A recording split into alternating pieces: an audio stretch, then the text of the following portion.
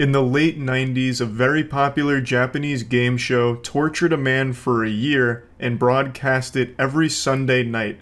This isn't like reality TV where it's all fake and scripted, not to ruin Christmas for all the believers out there. This was legitimately torturing another human being for the sake of entertainment. And it was extremely popular, averaging 17 million viewers every Sunday night that they'd play the clips. That's absolutely massive even by today's standards. It's more viewers than the last 4 years of the NBA Finals and the World Series, and obviously more than most television shows get. For reference, The Boys season premiere got around 8 million viewers, and according to YouTuber Atrocity Guide, who also covered this story, the most viewed episode of Game of Thrones got around 16 million viewers, so it even beats that. Just an absolutely massive success, but it doesn't stop there. The producers knew there was still a little milk left in those teats and they wanted to suckle. So they actually turned it from just a weekly broadcast into a full-blown live stream where you could log on online and watch him suffer in real time. So whenever you were just feeling particularly quirky, you could hop in there and watch a man be miserably tortured for the better part of a year. Doesn't that sound like fun? What a great way of starting the day. A nice bowl of cereal and milk for breakfast and watching a man's sanity slowly deteriorate as he dances around naked in absolute agony. Wonderful. This is the story of Nasubi. As I briefly mentioned, another YouTube channel named Atrocity Guide made a great video on this topic, but I wanted to go even deeper. So we, Caleb, Chelsea, and I, really did a fucking thorough deep dive, spreading the foul cheeks of this situation wide open, going through live streams, all of the broadcast clips, in order to really get a handle on just how vile this whole thing was. So let's begin. In 1998, a popular Japanese game show named Susanoo Dimpa Shonen held a raffle to find their next contestant for an upcoming show they were working on called A Life of Prizes. Nasubi ended up winning the lottery and was ecstatic. He believed this was going to be a big break for him since he was also an up-and-coming comedian, and he was escorted to a small apartment where he was then instructed to take off all of his clothes in order to participate in the game. The challenge was he would have to survive in this apartment on nothing but his winnings from sweepstakes. They only provided him with water, and he was told that he would not be allowed to leave or communicate with the outside world or have any access to anything that he didn't directly earn through magazine sweepstakes. He was told that he'd need to win 1 million yen, which at the time, 1998, was right around 8,000 US dollars, through only mail-in magazine sweepstakes in order to complete the challenge and be released from the room. And yes, this does include food. They didn't provide him with any food. The only food he'd have access to is the food that he earns through mail-in sweepstakes. It just feels like there were better odds of a bird carrying $10,000 in its mouth crashing through the apartment window than actually earning 10 grand through mail-in sweepstakes. This shit is like something you would actually hear of like fucked up prison guards at Guantanamo Bay doing as like a joke or something. It's so cruel and brutally difficult. But Nasubi did actually pull it off. It took Nasubi 335 days total to finally make enough money to be released from it. Or at least, so you'd think. This is actually only the tip of the iceberg here, but I just want to give you the story in a nutshell.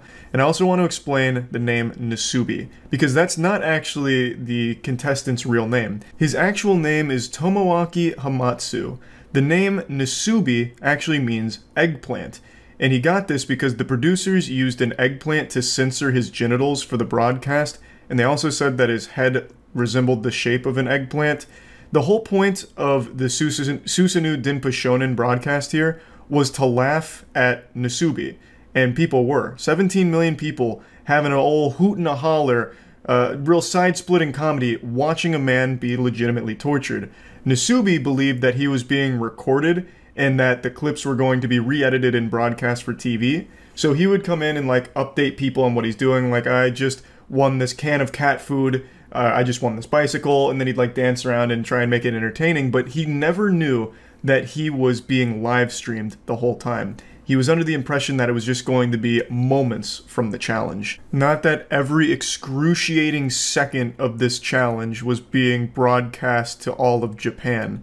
Extremely fucked situation, and this is just the bare outline of it. What I want to do for this video is actually go through a lot of clips and moments from this live stream and the broadcast, as well as just everything surrounding it, because it is so baffling. It is bizarre that this actually happened. I remember Vsauce did a video on what happens to the mind when you're cut off from stimulation in the outside world for an extended period of time. And unsurprisingly, it is so psychologically damaging to be completely alone and isolated like Nasubi was. And Vsauce only did like a few days. Nasubi did over a year, 15 months total.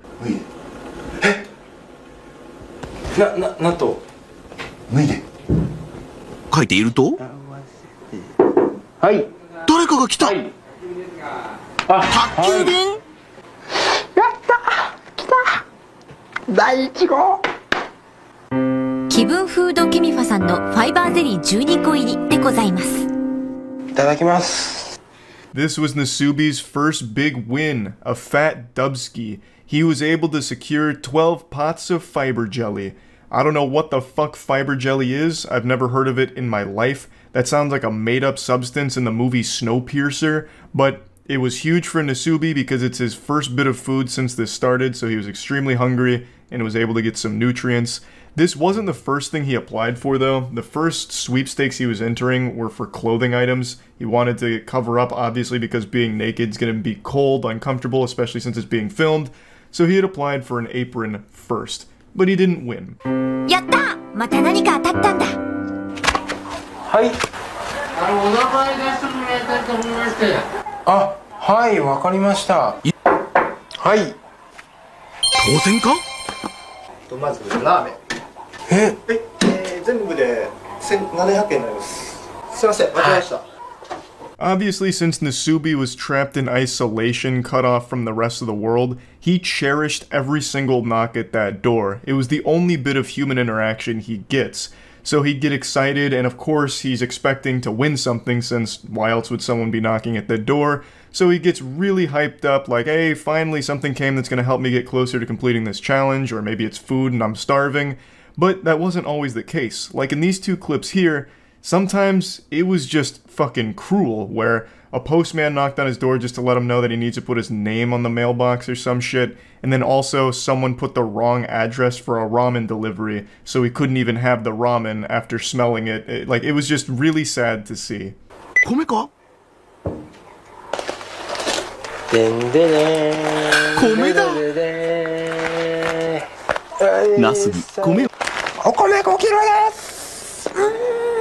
Finally, it seems fortune's looking up for Nasubi here. He's able to secure 5 kilograms of rice. But then things get heartbreaking when he realizes he has no way of cooking the rice, because he'd need to win a pot from a sweepstakes in order to use it. So he just has 5 kilograms of rice that he can't cook. It's fucking terrible. You know, like, it's a treasure that you can't have. So he gets desperate and he starts resorting to eating the rice raw.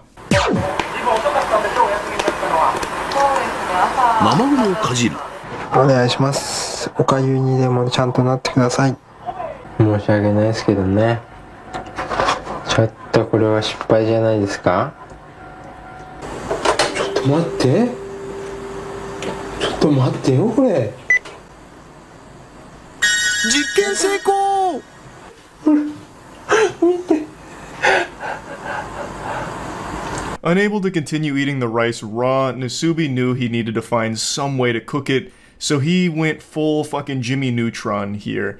He hatched an idea to put the rice into one of the jelly fiber containers, and he put hot water in it, left it out overnight, hoping to make it somewhat cooked. As you can see in the clip, he said, even if it's gruel, just make it into something. It didn't work at all. So he came up with another plan to put it in the fiber jelly container, put it in the hot water, and set it next to the gas burner. So that way it would kind of cook it by proxy. And this worked. It was able to cook the rice, and now he had an efficient way of actually eating that rice that he won.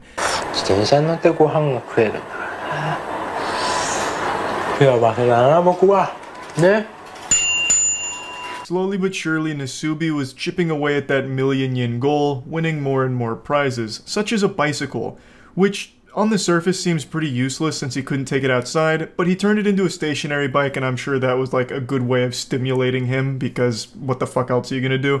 So he'd eat his watery rice while pedaling on the bicycle, and he started gathering more and more winnings. It started to look like my fucking dorm room from college, just a bicycle and all kinds of miscellaneous shit all over the place. 来ましたね、見事に。いやいや、やってみるもんですね。ほら。お米の炊き方98年3月版ニューバージョンです。やっちゃってるよこれ。もうトレビアン。He also upgraded his whole cooking operation by using a pin and a can of sake. He was able to create a pretty efficient cooking apparatus, so he was able to make rice more efficiently. He was even able to cook spaghetti now. So he was really like climbing up the tech tree here by just being an absolute fucking genius. And it's also worth noting some of the more useless things he won, like the bicycle, wasn't entirely worthless because that helped increase the value of his winnings, bringing him closer to that 1,000,000 yen mark. So even if he couldn't get a ton of usage out of it directly, just having it in the room was beneficial because it gets him closer to being done with the challenge. しかし、でもちょっと厳しいね。こんな感じになっちゃうね、ちょっとね。Now, it's been about 2 months in this clip here, and according to Atrocity Guide, Nasubi submitted 5,748 sweepstakes entries in the first month. So you can imagine that he's right around that 11,000, 12,000 sweepstake entry ballpark, and he is just now winning his first article of clothing, which are used panties from someone named Hitomi-chan. I want to say I had no idea the used panty market spanned this far back in time. This is 1998. I thought soiled panties, used socks, and bath water were things women started selling within the last decade to take advantage of like internet sales. I had no idea that this was a popular market all the way back into the 90s. But anyway, Nasubi wins these panties. It's his only article of clothing he's won so far, but they don't fit, unfortunately. 名前つけてあげないとね、かわいそうだね。そうだ。ナスビのお友達でビーナス。ナスビ、ビーナス連れて初めてのお散歩。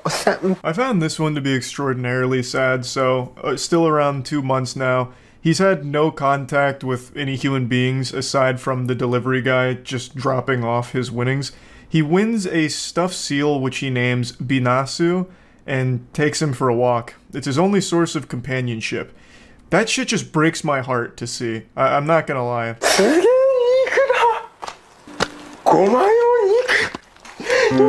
貧乏芸人の日常生活においてステーキの4文字なんて想像だにしなかった。肉をボールペンに刺して炙り始めた。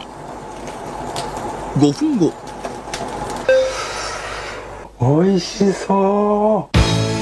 ナスビにとって最高級の食べ物、ステーキを今まさに食べようとする瞬間。 This is his first time winning a direct source of protein. Up until this point, his diet was mainly just the rice and like spaghetti. So he'd be getting trace amounts of protein, but never something like steak. His macros had to be so fucked from this, but he finally gets steak, and he cooks it by using a ballpoint pin to cook it over the direct flame. And he gets to eat it and is super happy about it. I'd also like to highlight something in that note he wrote. He said, in the life of a poor comedian, he's only used the word steak in his imagination.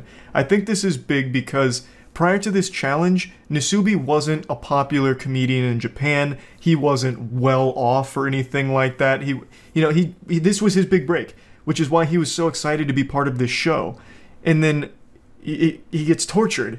It's so fucking cruel. Like, you can't help but feel absolutely horrible for this guy. 当たった。電車でガッ。さらに。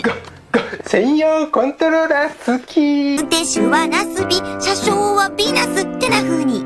加熱しないで食べるつもりだ。うん。全然いける。美味しい美味しい。うん。すべてビーナス君のおかげだ。He wins a PlayStation game as well as a special controller for it, but he doesn't have a PlayStation or a TV to play it on. He then also wins raw pork and raw crab and eats it raw because he didn't really have an efficient way of cooking those. And you can see that he talks a lot to the stuffed seal. This is very much like a Castaway situation with Wilson. When you're deprived of human contact for as long as Nasubi has been, you start to try and find ways of being social. Humans are social creatures by nature, which is why it's so torturous to be deprived of that. It's fucking brutal. It's been right around 3 months by this point, and he is not even halfway done to the million yen goal. 3ヶ月ぶりの掃除スタート。テレビです、テレビ。まあ1は映んねえのか。アップするよこれで。そのものとは歯ブラシと歯磨きのセットです。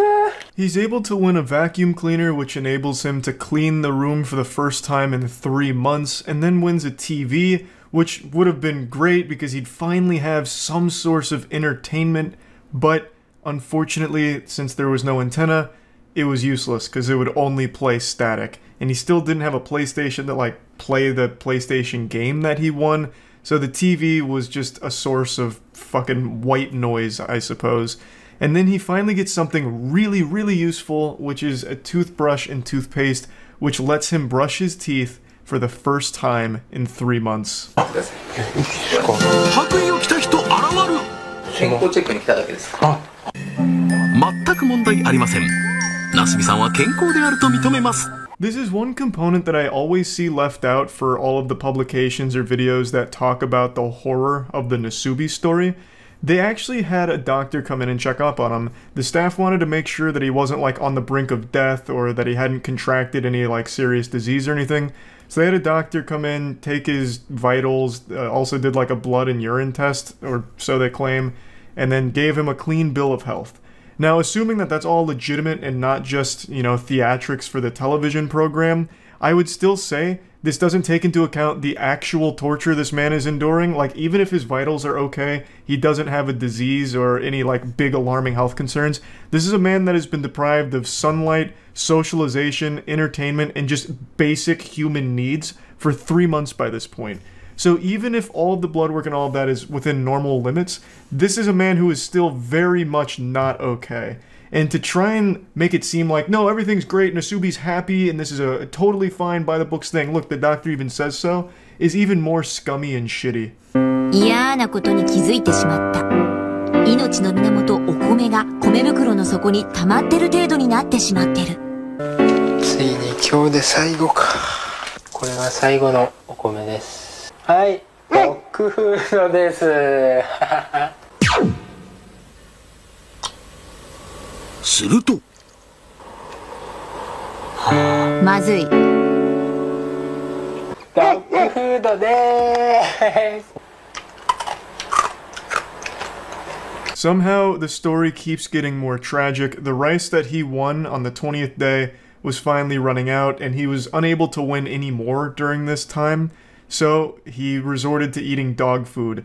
And dog food became the primary thing that he was eating. It was like his main diet. So he was surviving off dog food. And another thing that I've seen brought up a few times that I also question is the legitimacy of, like, what shows up. Because it would have been very easy for producers to intercept things that Nasubi had won if they were too helpful. Like, I find it very odd that the only thing Nasubi won in terms of clothing throughout all 15 months was a pair of panties. That seems so unrealistic. I really think there may have been foul play, and this is just a conspiracy, where the producers intercepted clothes in order to keep him naked for the sake of the comedy of the show. And I think that there could have been a lot of cases like that. There's also nothing that would have stopped them from sending things he didn't win, like dog food. He may have never, like, entered a dog food sweepstakes, and they could have sent it to him in order to further humiliate and torture him for the audience. There's just so much shit in here that is beyond cruel and unusual. Like, it blows my mind that this is something that actually happened to a real human being. 神よ、我に生きる力を与えきり、米です。じゃんじゃんじゃん。米はだって。 Luckily, he was able to win rice 3 months later. He won 10 kilograms of rice about 3-ish months after mainly surviving off dog food, as well as a couple of other foods that he'd win here and there, but dog food for a while was like his primary source of nutrition. And then he finally gets rice again. Now, it's been about 6 months-ish, and he is finally halfway to the goal. In 6 months, he reaches the halfway point. According to Atrocity Guide, he has submitted 38,000 entries by this point. 38,000 sweepstakes entries in 6 months, and he is only halfway to the goal.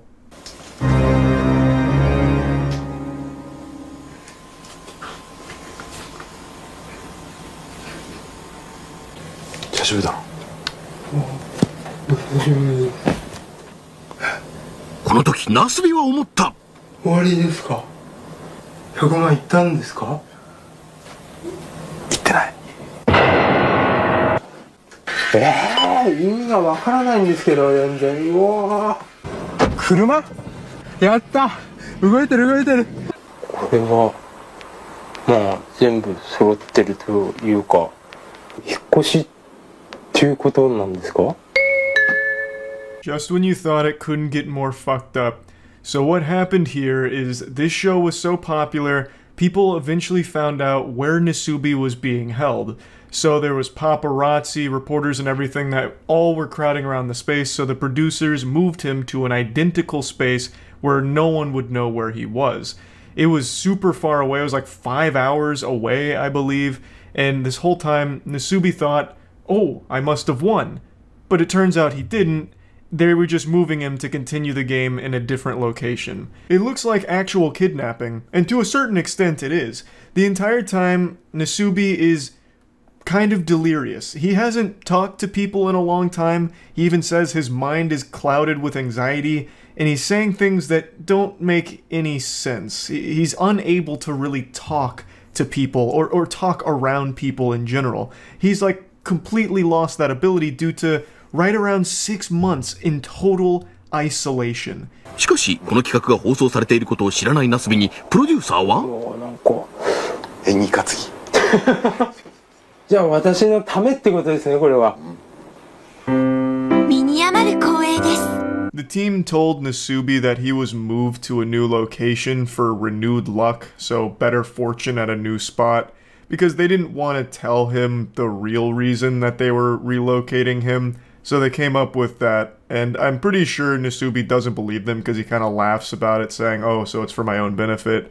I think he's very well aware now that this is a pretty fucking evil team of producers here, and whatever reason they had for moving him probably wasn't for his own benefit. 格屋のこれは椅子と机が当たったってことなのかな、これは。社長気分っつうのかね。当選第1号、国与のパーソナルデスク&チェア。操作しづらいんですよね、爪が邪魔でね。爪がこんなになっちゃってるからね。His first win in the new location actually is a fucking fat one. He gets a new desk, a new chair. They're both relatively expensive too, so it's a great victory for him. And he shows his nails. The nail growth is outrageous. He hasn't been able to trim them in about 6 months now. Like, he is genuinely a prisoner here, and it shows. With this room switch, producers decided to offer a live web stream alternative, causing them to digitally follow Nasubi around with a joystick in order to censor his genitalia. As you can see, the quality of the live stream is primitive, but keep in mind this is in the late 90s. I couldn't actually find a high-quality clip showing how they censored the live stream or did the live broadcast, so this comes from Atrocity Guide as well. What they did is the producers had a whole team that was dedicated to following Nasubi around with a joystick like they were playing a fucking arcade game with a sensor to keep his dick and balls off the screen. And they live streamed him. They wanted to offer a real-time alternative instead of just doing like the weekly Nasubi update with clips. They wanted 24/7 Nasubi coverage for anyone that wanted to go watch. So this was pretty innovative for its time. I think it's definitely one of the first like actual around-the-clock live streams that ever actually aired. It's pretty impressive. ウィダーインゼリーが当たってかれこれ2週間当選がない。ここまでね、当たんないってのもなかなか久しぶりの出来事でね。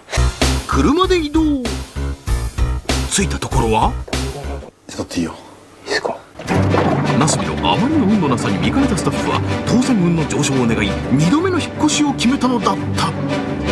So Nasubi initially had a good string of luck at the new location. I believe, according to Atrocity Guide, he had done 17,000 entries and won decent stuff, but then hit a really bad cold streak, even ran out of food at one point, so the producers did move him again to another location to help him out in winning more prizes, I suppose, and it worked, because he did win more prizes.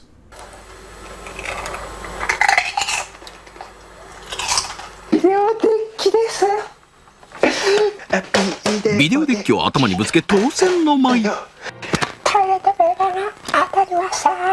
ほんと10ヶ月ぶりにね、トイレットペーパーに触ったよ、本当に。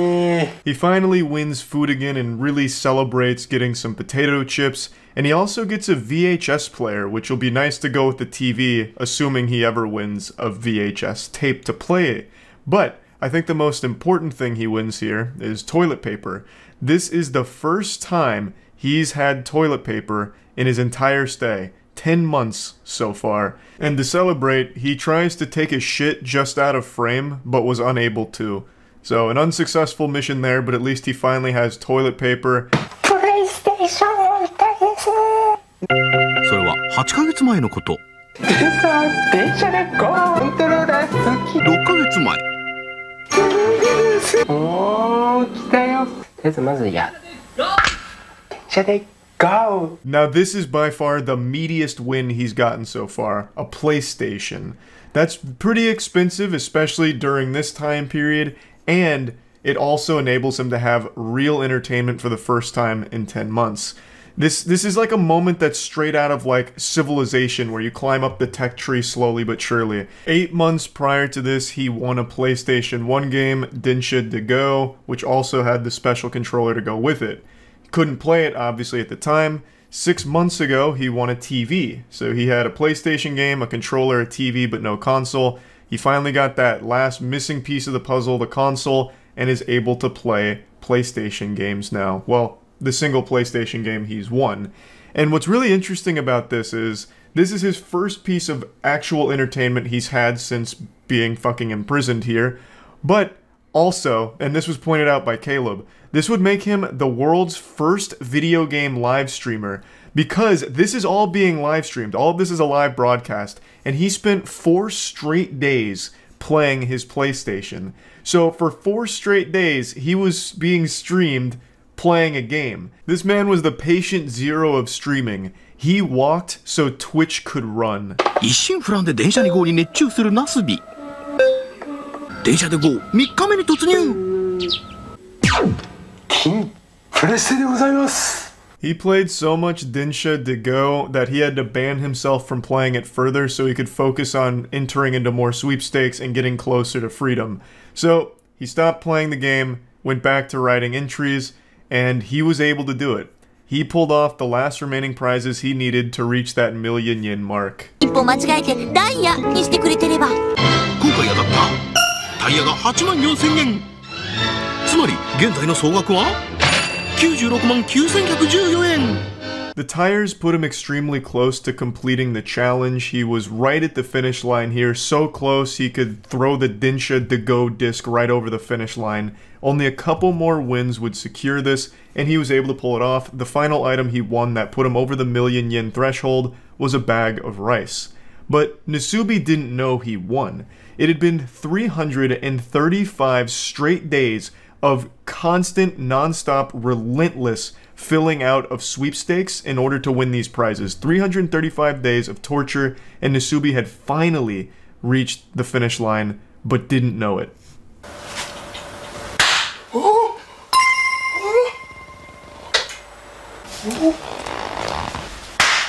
ゴールを祝いクラッカーで祝福。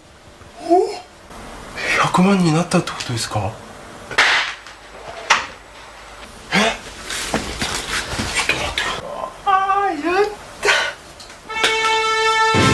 ？11ヶ月と1日前に抜かされた私の服ですね。Per usual, the producers come in like a group of burglars during the night and start popping party poppers in his face, which scares the shit out of him and really confuses him. They eventually explain that he did win, he made 1 million yen, and they give him his clothes back. It's been 11 months and 1 day, and this is the first time Nasubi's putting clothes on in that entire time frame. So when he puts them on, he says that it's uncomfortable and itchy, but he's very, very, very happy to be done with the contest and glad that he's completed it. But that's not where this story ends. The producers took Nasubi to Korea, telling him it was a celebration for completing the game and for all of his hard work. So they went to an amusement park, he ate a lot of great food, he had a wonderful, incredible time, and then things got real fucked up. そこは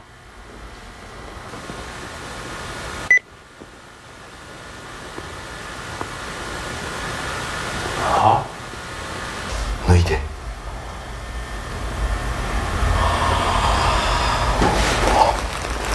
人は韓国の憲章だけで生きていけるか。ナスビ大ショック。 Nasubi was making them far too much money. The producers weren't done suckling from this cash cow's teat, so they trapped Nasubi in Korea. The goal this time wasn't 1 million yen. This time he was going to have to enter sweepstakes in Korea, which he didn't speak Korean, so he had to use a Korean to Japanese dictionary to translate. His goal was to enter the sweepstakes, win prizes enough to afford a plane ticket from Korea to Japan. That was the objective. He was stripped naked, yet again, and forced to endure the same torture that he had already endured for 335 days prior. I would like to make a mention here, there is a moment where the producer says, if you don't want to do this, just say so. To which Nasubi responds, I'll do it. So I don't think they had ever forced him against his will to complete these challenges, but he was pretty much promised fame after doing these things. So in the pursuit of Nasubi's big dreams, he allowed himself to be tortured mercilessly for 15 months. こんなにいっぱいということは商品総額が 47,800 円ということはゴール 46,900 円突破 検証生活 in Korea. This time around, however, Nasubi went fucking plus ultra, straight up turbo mode. He had become a master at this shit, so he was actually able to complete this challenge in just about 2 months, which made the producers very upset because he didn't suffer long enough. So they increased the challenge duration, they moved the goalpost. Instead of just getting a one-way ticket from Korea to Japan in economy class, they required him to get an additional 9,000 yen in prize winnings to upgrade that ticket to business class. エコノミークラスという一番安い料金。こんなに頑張ったのにエコノミークラスとはあんまりだ。そこでビジネスクラスにランクアップ。点まであと 9,500 円。頑張れナスビ。 Yeah, more scummy, evil shit from the producers here. They never even told him he initially completed the goal here. They just let him keep writing postcards until he'd gather another 9,000 yen. They didn't want him to win quickly. They didn't really want him to win at all because the longer he struggles and suffers, the more money they were making. So they let him just keep going and tried to spin it as a positive thing, like, look at how hard Nasubi's working. We're not going to let him fly in economy class. So the new goal is business class because it's what Nasubi would want. Just genuinely fucked shit. 頑張ったってこんなお茶2袋お茶よ。 4,000 円ということは商品総額は 61,800 円ということ。ファーストクラスにランクアップということはゴールの金額もランクアップ。 Nasubi easily gathered the remaining 9,500 yen after winning some expensive tea leaves, so he was absolutely slapping the producers' bottoms, like he was going hog wild right now. So again, they increased the goal without ever telling him. Now, business class wasn't good enough. Now it was going to have to be a first class ticket, which was an additional 20,000 yen, I believe, which again was pretty quick for Nasubi to gather. He won a live octopus, a big picture frame, and was able to gather enough money through prizes pretty quickly to get that final rank up to first class passenger. So then he finally gets the ticket from Korea to Japan in first class, and it's over. そしてプロデューサーに連れられたナスビ登場。もちろんアイマスクにヘッドホン。ナスビは驚くべき行動に出る。別にまだかかる。なんと脱ぎ始めた。なんだ。せーの。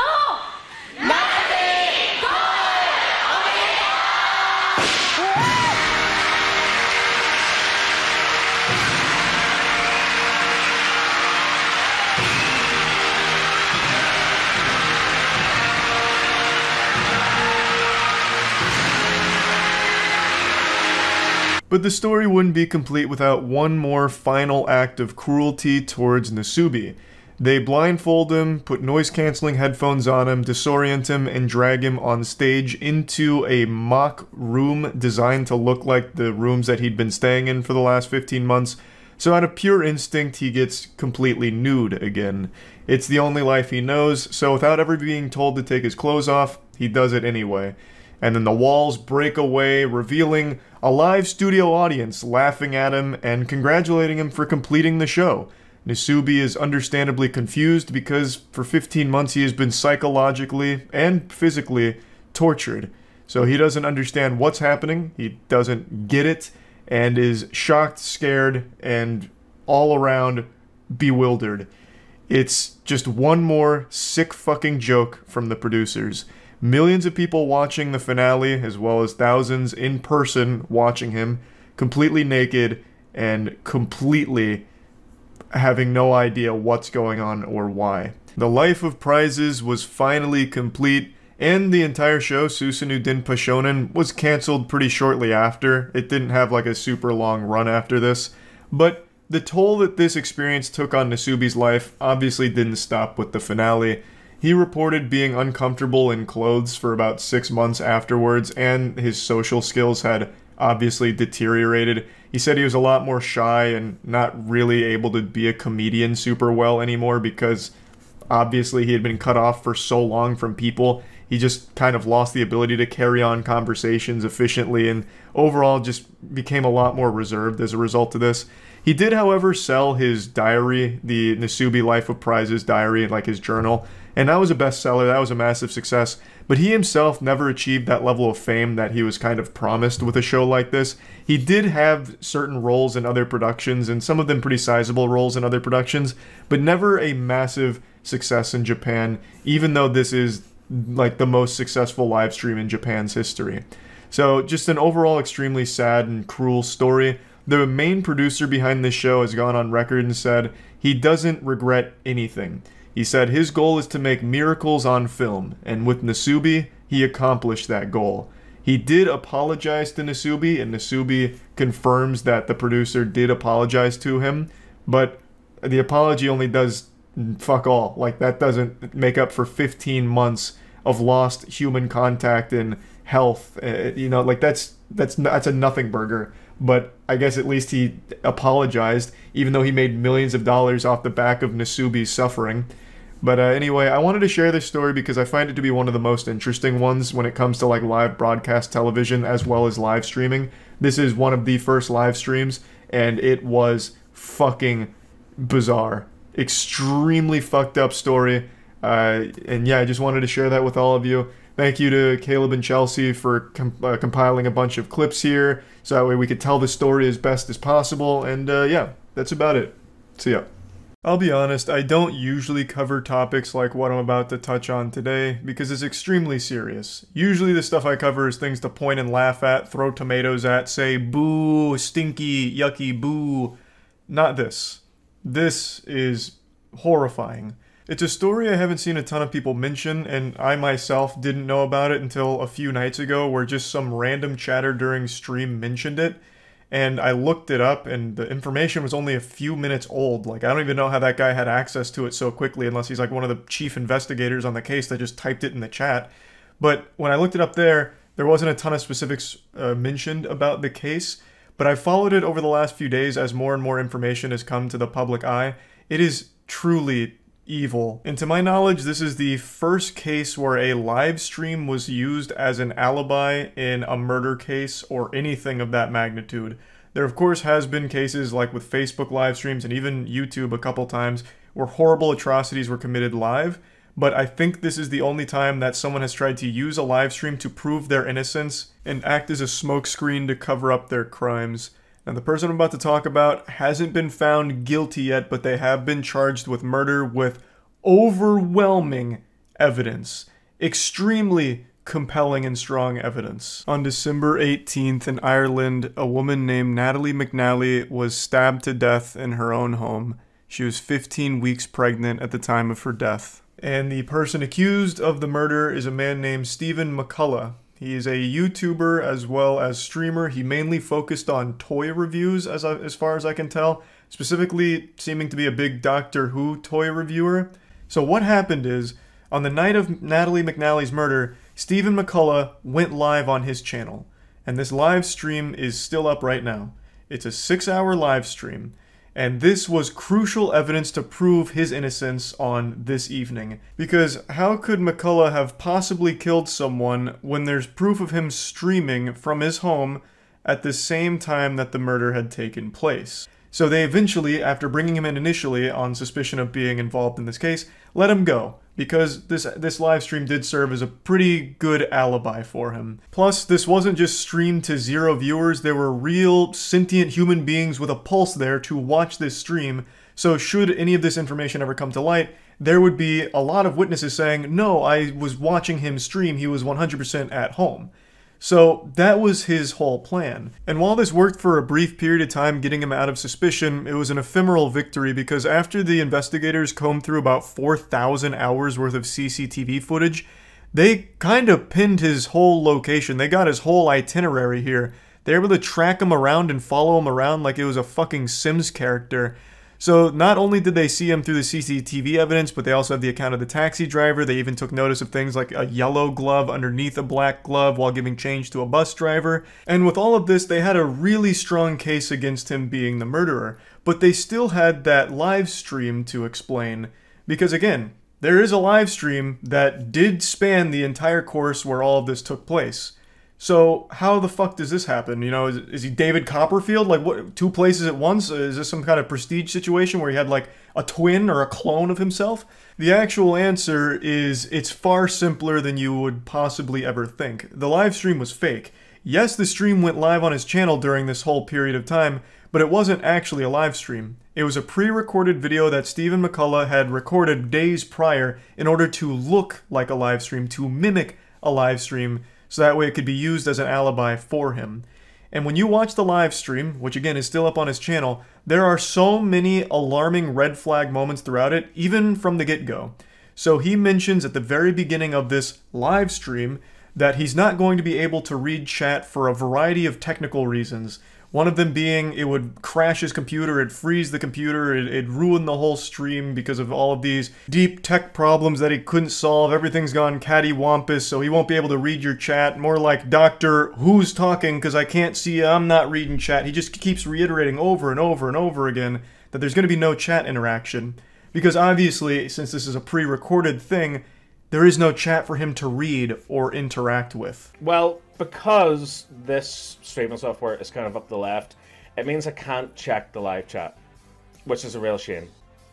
Can't look at the live chat for some bloody reason, because if I do, it makes the whole thing freeze and OBS just screws up. And he just kept like explaining why he can't read chat, and then he started talking about like, well, I guess I could read it on my phone, but you know, I get addicted to TikTok when I'm on my phone, and that's a mess, so I've put my phone in timeout in another room, so I won't be reading chats there either, and that'd probably ruin my internet too anyway, so no chat tonight. You guys can talk amongst yourself. I don't even like live streamers who read chat, so no chat for me tonight. There's plenty of streamers who don't interact with chat, but to go this long and this in-depth on things that make absolutely no fucking sense whatsoever to explain why you're not going to be reading chat or reacting to donations is definitely a little odd. And there's plenty of other really alarming moments about this stream, especially looking back on it in hindsight. He keeps reiterating that he's live, you know, this is live, and he's staying inside all night. He talks about like drinking and driving, and he'd never drink and drive, which is why he's staying inside, drinking on stream live for his viewers to enjoy. He's playing GTA Vice City throughout the stream, and he's making comments about like how the police force is no longer like equipped to handle cases, and there's a rise in crime. It's in the real world he's talking about. It's all very fucking alarming stuff, but by far the scariest thing he says has to be this. Yeah, that's physics. That's what would happen in the real world. Abso-fucking-notly. Abso-fucking-notly.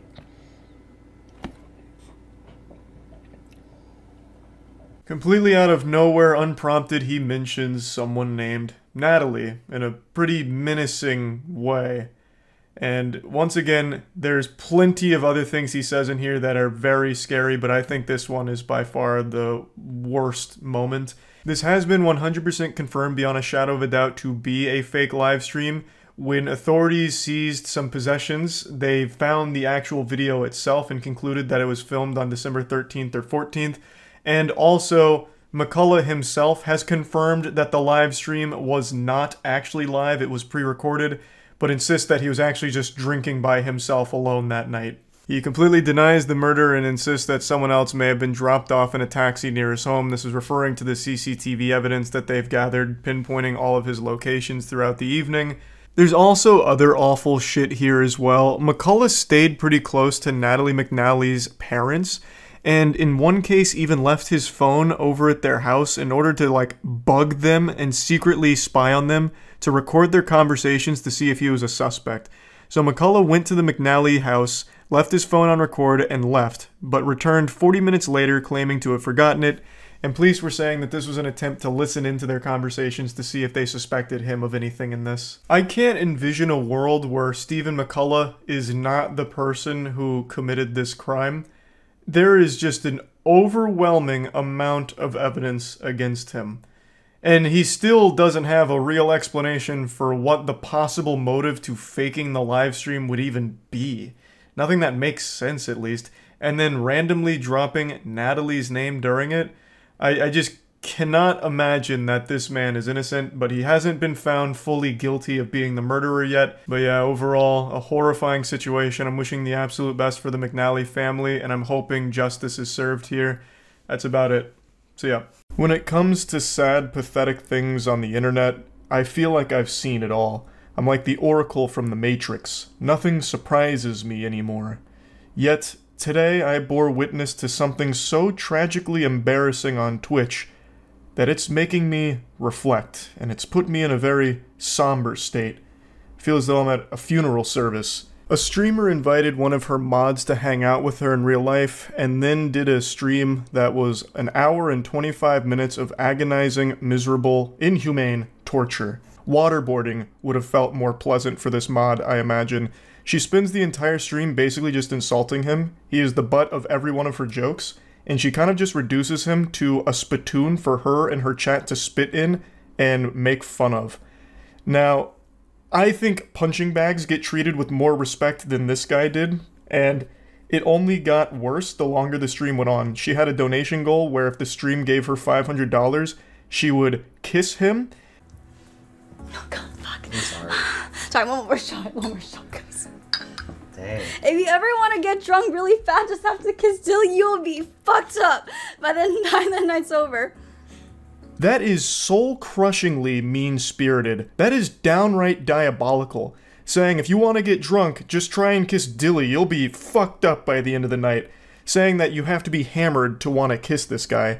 And this is the attitude for the entire stream, so she makes it pretty clear that she can't really stand to be around him unless she is extraordinarily drunk, so the whole time she is drinking throughout the stream. They reach the donation goal, so now she's obligated to give him a little smooch.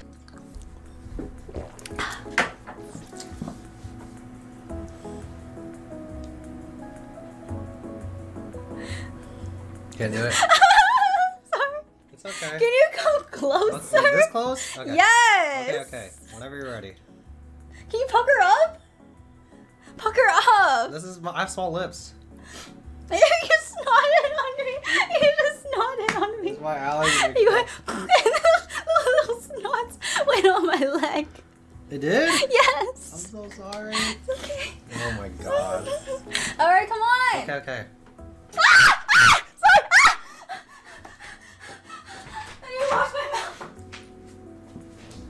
If I was watching a hostage video where someone had kidnapped my grandmother, threatening to slit her throat unless I paid the ransom, I would honestly find that video to be less cruel and more humane than this Twitch stream I just watched. This is absolutely brutal. My heart breaks for this guy. I don't know who he is. I don't know what he's done to deserve this, but this is like a divine punishment here. This whole thing was her idea. This was her donation incentive. And now she's acting like it was the worst thing that ever happened to her. It's so bad, she's got to go rinse her mouth out. She's got to fucking brush her teeth and scrub it all down with soap and bleach just to try and erase the stain that his lips put upon hers. It's just evil. This whole stream is her basically just bullying this guy. Well... Jesus Christ, well... Are you okay? I'm good. Okay. I'm back, guys. Sorry, I'm good. I'm good.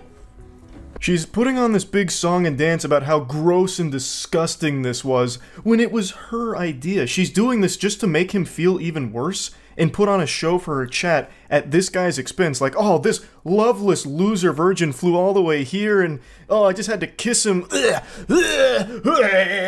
Like, that's so mean. And this should be a wake-up call to her chat that, like, donates money to her under this idea that she's going to like them or something like that, or parasocially donating to her because they think that they're going to be friends or even more than that. This should be the biggest wake-up call. Your third eye should be fucking beaming from your forehead right now with this out there. This is her mod, someone who literally, like, does a ton for her. And this is how he's getting treated in front of everybody. That's what she thinks of you as well. Now, like I said, it's not just this viral moment here. The very beginning of the stream comes out fucking guns blazing, going hog wild about this guy having no shot with her and that she doesn't even really respect him at all. Yeah, Dilly's living the dream. Aren't you so happy to be here? Yeah. It's my dream, y'all. Yeah, I've been posting pictures of Dilly every single day on Discord, and this guy cannot hang. Dilly's eyes are fucked. It's because I have cats and he's allergic, and he has allergy medicine. Doesn't he look like Gru from Despicable Me? Sorry, every time I see Dilly, I just start laughing. This is the very beginning of the stream. This is chapter 1. It's not even chapter 1. This is the prologue. And she immediately comes out of the gate saying that he looks like Gru from Despicable Me, and she can't help but laugh when she sees him. The stream doesn't even make it 5 full minutes without her making sure to insult him in front of everybody. He's just getting publicly flogged immediately. She is flaying him alive throughout most of the stream. Again, this whole hour and 25 minutes is basically just make fun of Dilly, and let the chat make fun of Dilly too. It's so mean-spirited. And this guy, again, I don't know anything about him. He wasn't even creepy or weird or awkward. He seemed like just a very normal guy. He even seems pretty nice and really not weird. Yes, he does come across as like a little lonely and a little socially shy, but there's no like red flags or anything alarming about this guy at all. This must have been hell on earth for him to not only get invited out by the person that he clearly cares about since he mods for her, but to go there and then just be perpetually insulted directly by that person and the community that you mod for, having all these tomatoes thrown at you throughout the whole thing. And on top of all of that, be surrounded by cats which trigger his allergies. The misery must have been indescribable. Like, I'm getting parasocial with it because I actually just really do feel bad for him here. Like, brother, come on. Have some more self-respect. Have some more confidence. You deserve it. You deserve better than this treatment here. That was just so mean. Now, I already know the cope. I know what the excuse is going to be. Oh, she's clearly just pushing his buttons. They're just joshing around. They're very close friends, obviously. But I don't get that impression at all. These aren't jokes I would tell to even my best friend Matt, who I've known since middle school. A lot of what she says to and about Dilly is just downright nasty. I would never say to Matt, like, the only reason, you know, your wife ever kissed you is because she must have been blackout drunk and forgot what you looked like or something. That's just so fucked up. And, like, she makes statements like that pretty often throughout this stream. These aren't really jokes. She is just insulting this guy as much as possible to make him a laughingstock for her stream. Cute couple, Vivi are not dating. I did not claim this. Yo. Sorry, that's so mean, but don't claim it. So yeah, 1 hour stream, so every minute counts. I made a donation goal of $500. I will kiss Dilly. So we hit it, but hopefully I will be drunk for that. Let's take the first shot of the night, yeah? Is it too early? No. Cheers. The way she responded to the cute couple statement seemed like she was genuinely offended anyone would even say something like that. Now keep in mind, she's still sober right here, so this is still her insulting him with the training wheels on. She hasn't even taken the gloves off yet. It gets really bad shortly after. I made all the boys go with Dilly to help change his pants, so I think Dilly threw away his chunky throat pants in the trash. Dilly had the same size hands. No, oh my god, you have baby hands. No way. Yeah, we have the same size hands. That means you have a small dick.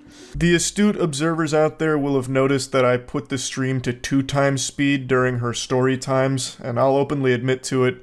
The reason is because it was genuinely painful listening to her tell those stories, because it's just shitting on Dilly. She's putting him on blast as frequently as possible, sharing his most embarrassing moments, so giving his lowlights. Here's the worst of moments with Dilly. Here's what Dilly did that was so embarrassing last night. You guys need to hear this. It's just, again, so unnecessarily mean. And then, of course, she has to do something about penis size, so she says, we have the same size hands, which means you have a tiny dick. Your hands aren't even the same size. His hands are visibly bigger than yours, but again, this is just being rude for the sake of it. Nobody is meaner to tier 3 subs or Twitch mods than the streamer themselves, it seems. She is so much nastier to her mod than anyone on Twitter has ever been to any mod for any streamer ever. Now, there are a couple times in the stream that she says that they're good friends, so it's all, you know, in good fun. And what a load of dirty barnacles. I think she says that to try and convince Dilly, and Dilly, he believes it. Dilly's bought into that fantasy. This does not strike me as two people that are friends. This strikes me as her using him for content, as a punching bag. That's what this all seems like. No friend dynamic is like this. No friendship goes like this. Of course you're going to joke around with your friends, you're going to get mean with your friends, but at the end of the day, you're close, and you know that there's no actual bad blood or malicious intent there. I do not get that vibe from this interaction at all, because it is unrelenting for 1 hour and 25 minutes, and what I'm about to show you here, I think is the most foul thing that she said throughout it. Oh my god, so either go back with my ex, or get with Dilly for 6 months. Fuck! Okay, so in case you guys know, or don't know, I don't want to say his name out loud. This ex fucking traumatized me, get a gambling addiction, drug addiction, porn addiction, like he actually fucked me up, okay? So either go through like trauma and emotional abuse, or date Dilly for 6 months. Trying to get back with my ex. Okay, next question. Is it true that It's in 2x speed because, again, she was going on a montage of degrading him. And then it got to that question. Would you rather get back with your ex, who apparently traumatized her, or date Dilly for 6 months? And she chooses her ex.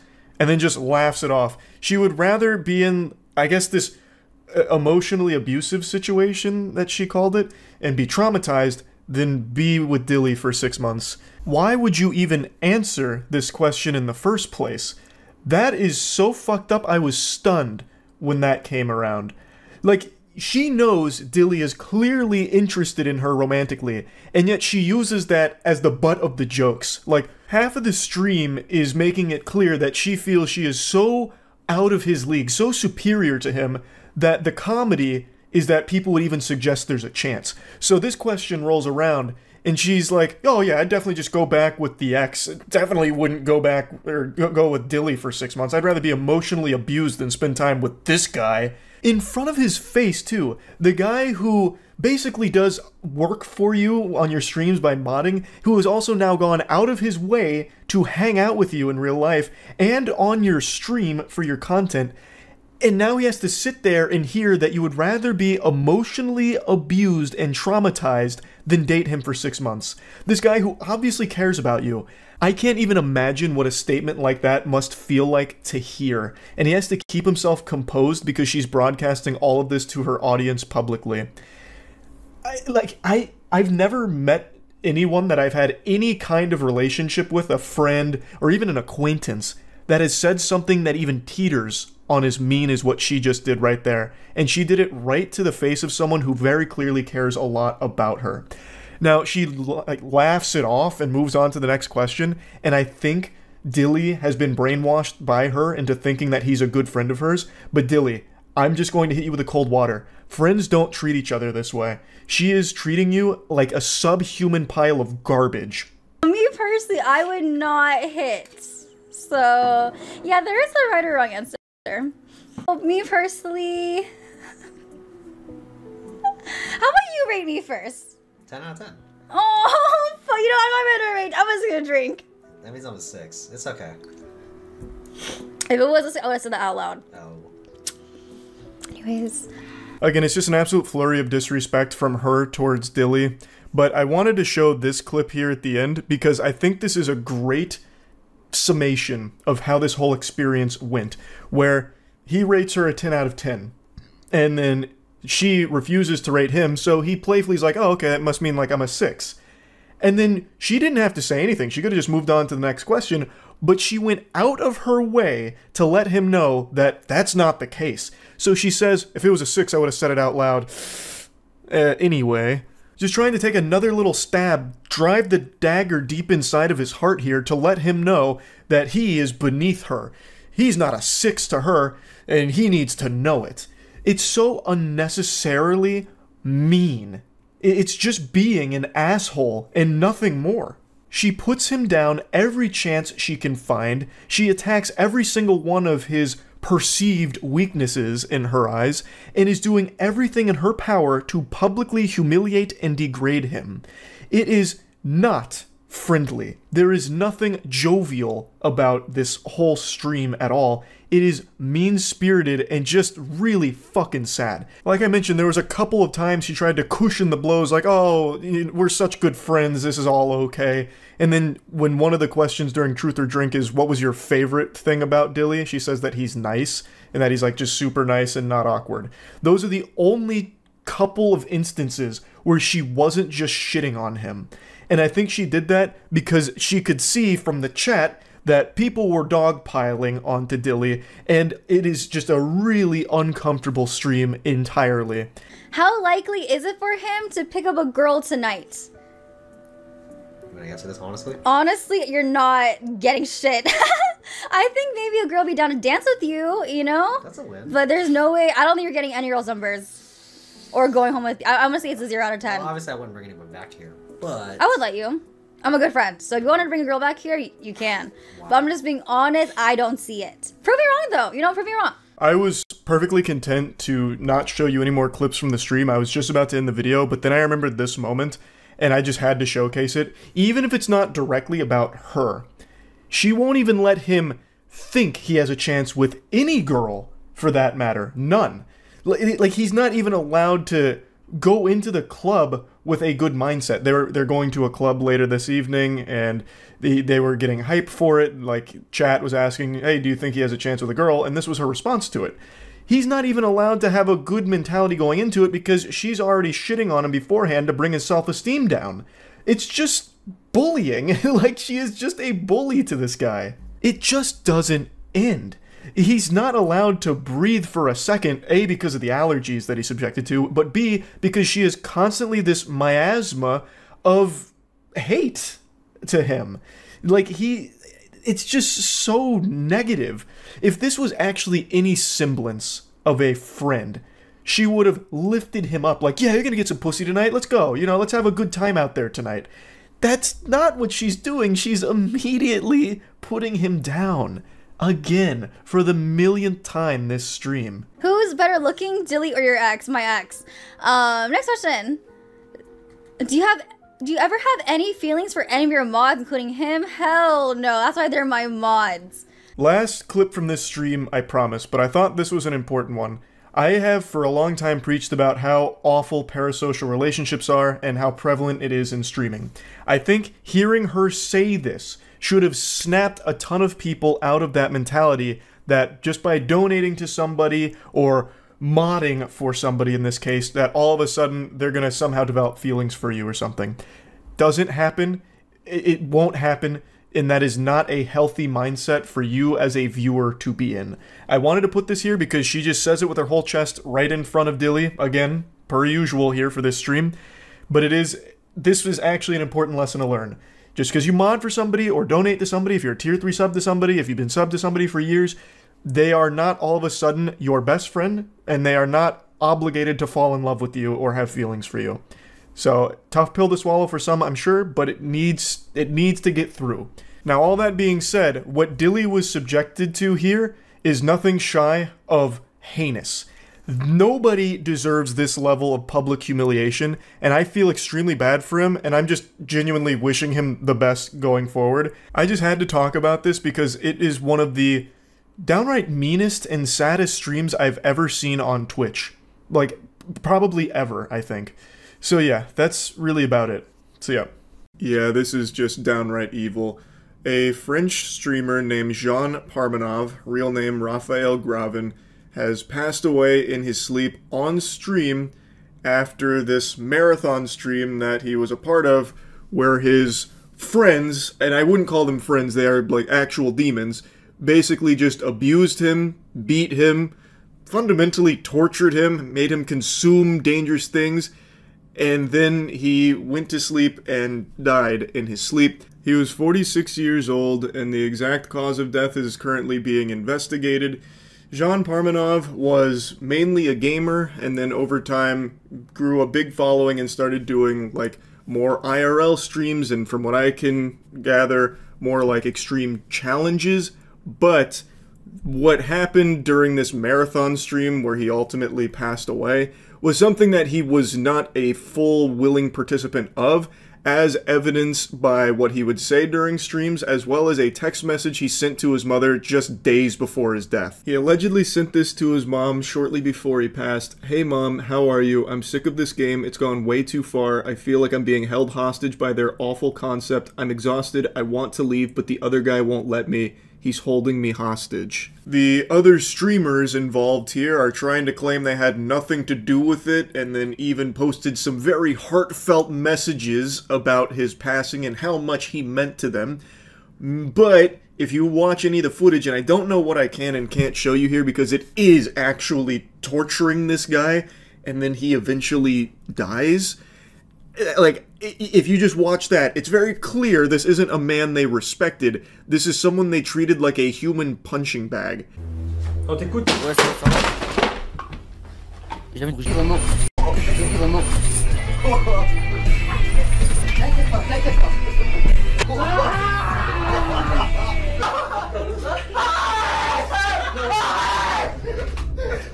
Genre là. Allez, arrête, arrête, tu vas mourir. Arrête, ça fait. Arrête. Oui, oui. Arrête. Ah, il me prend, putain. Arrête, arrête, tu vas mourir. Arrête, tu vas mourir. I've seen a few news sources showing these clips, so I'm assuming that these are okay to show. Not that any of it is okay, it only gets worse from here.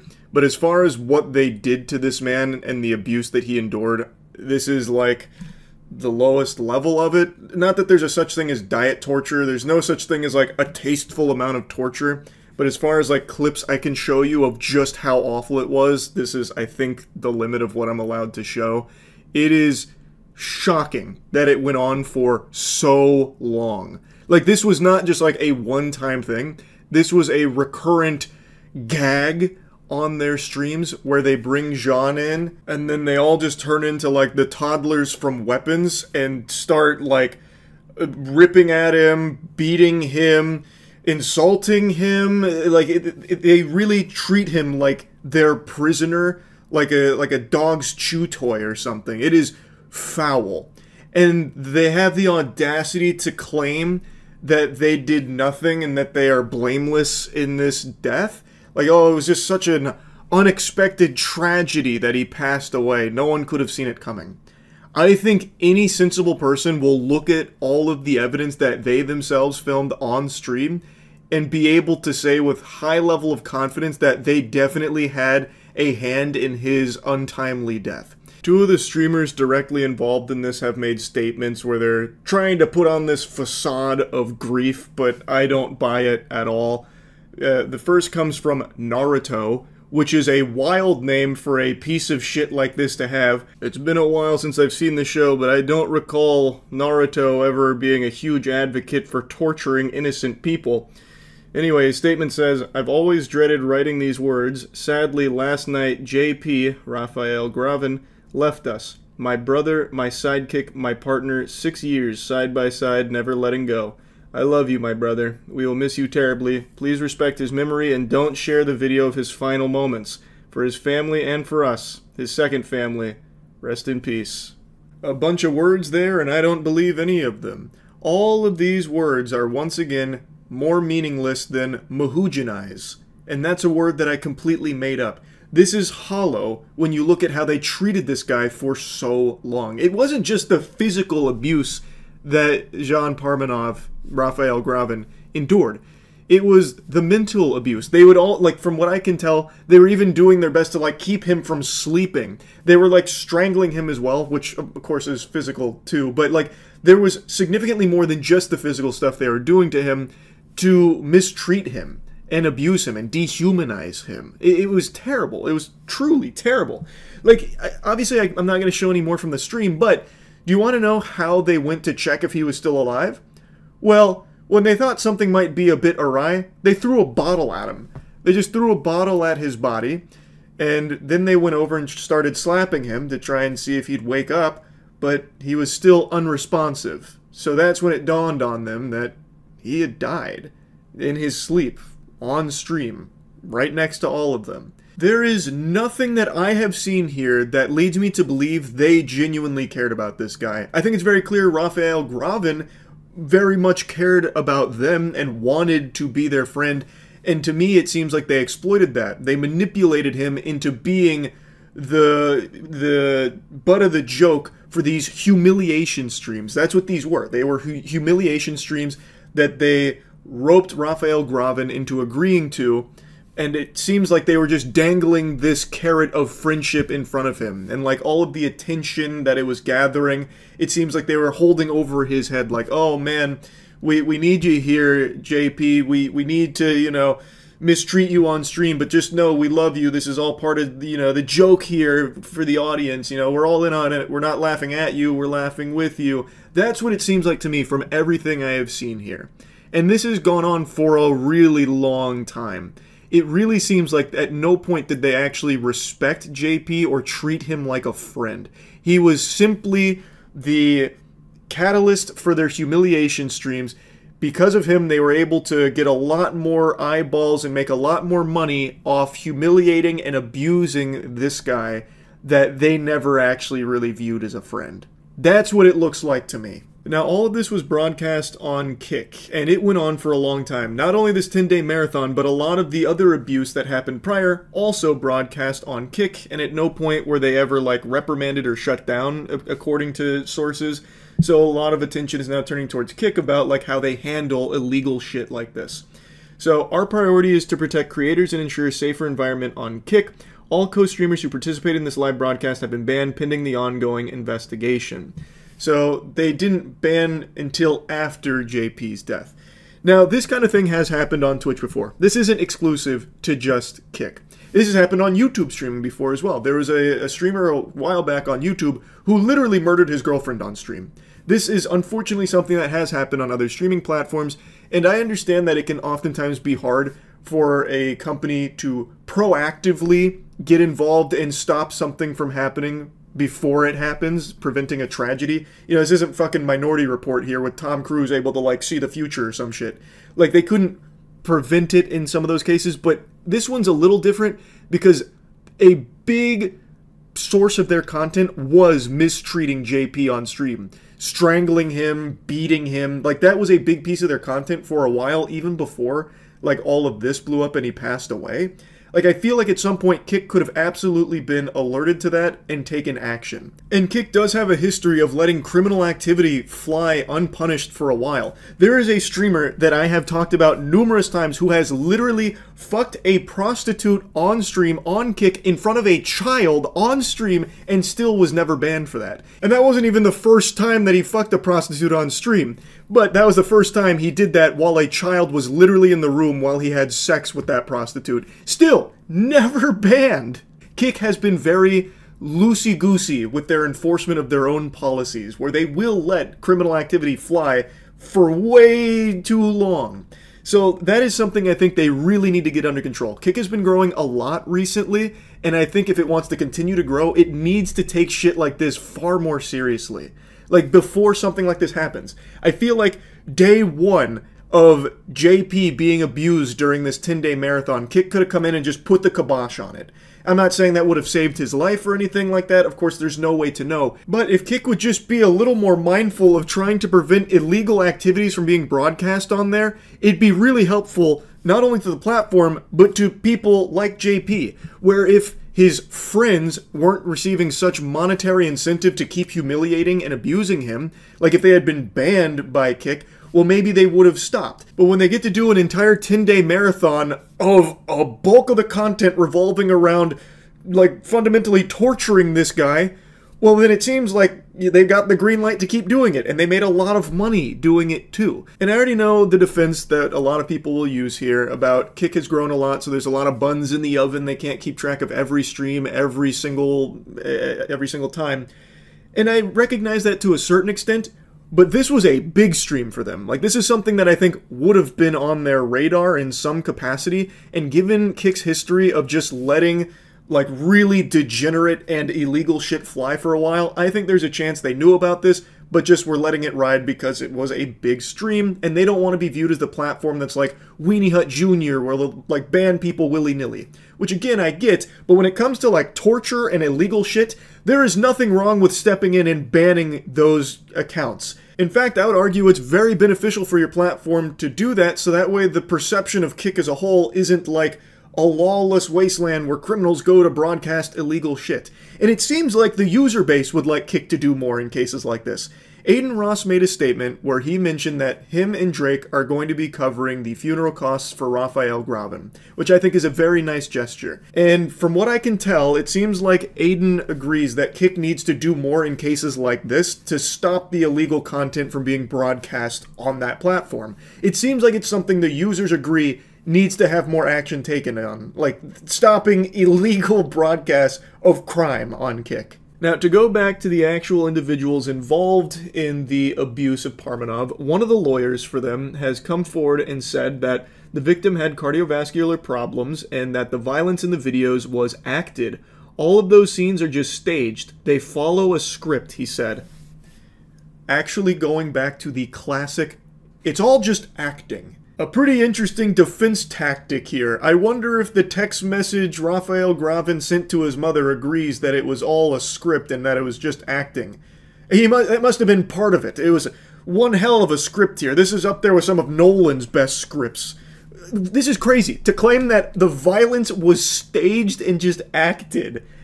No, the fuck it was not. You can watch it yourself and see that is not the case. Like, they're trying to pull that meme of Patrick Stewart going to sleep and then saying, wasn't sleeping, just acting, and use it to try and excuse the hand that their clients may have had in the death of a 46-year-old innocent man on stream. It's, again, you can watch the clips yourself. It's pretty infuriating. It's hard to watch, but you can.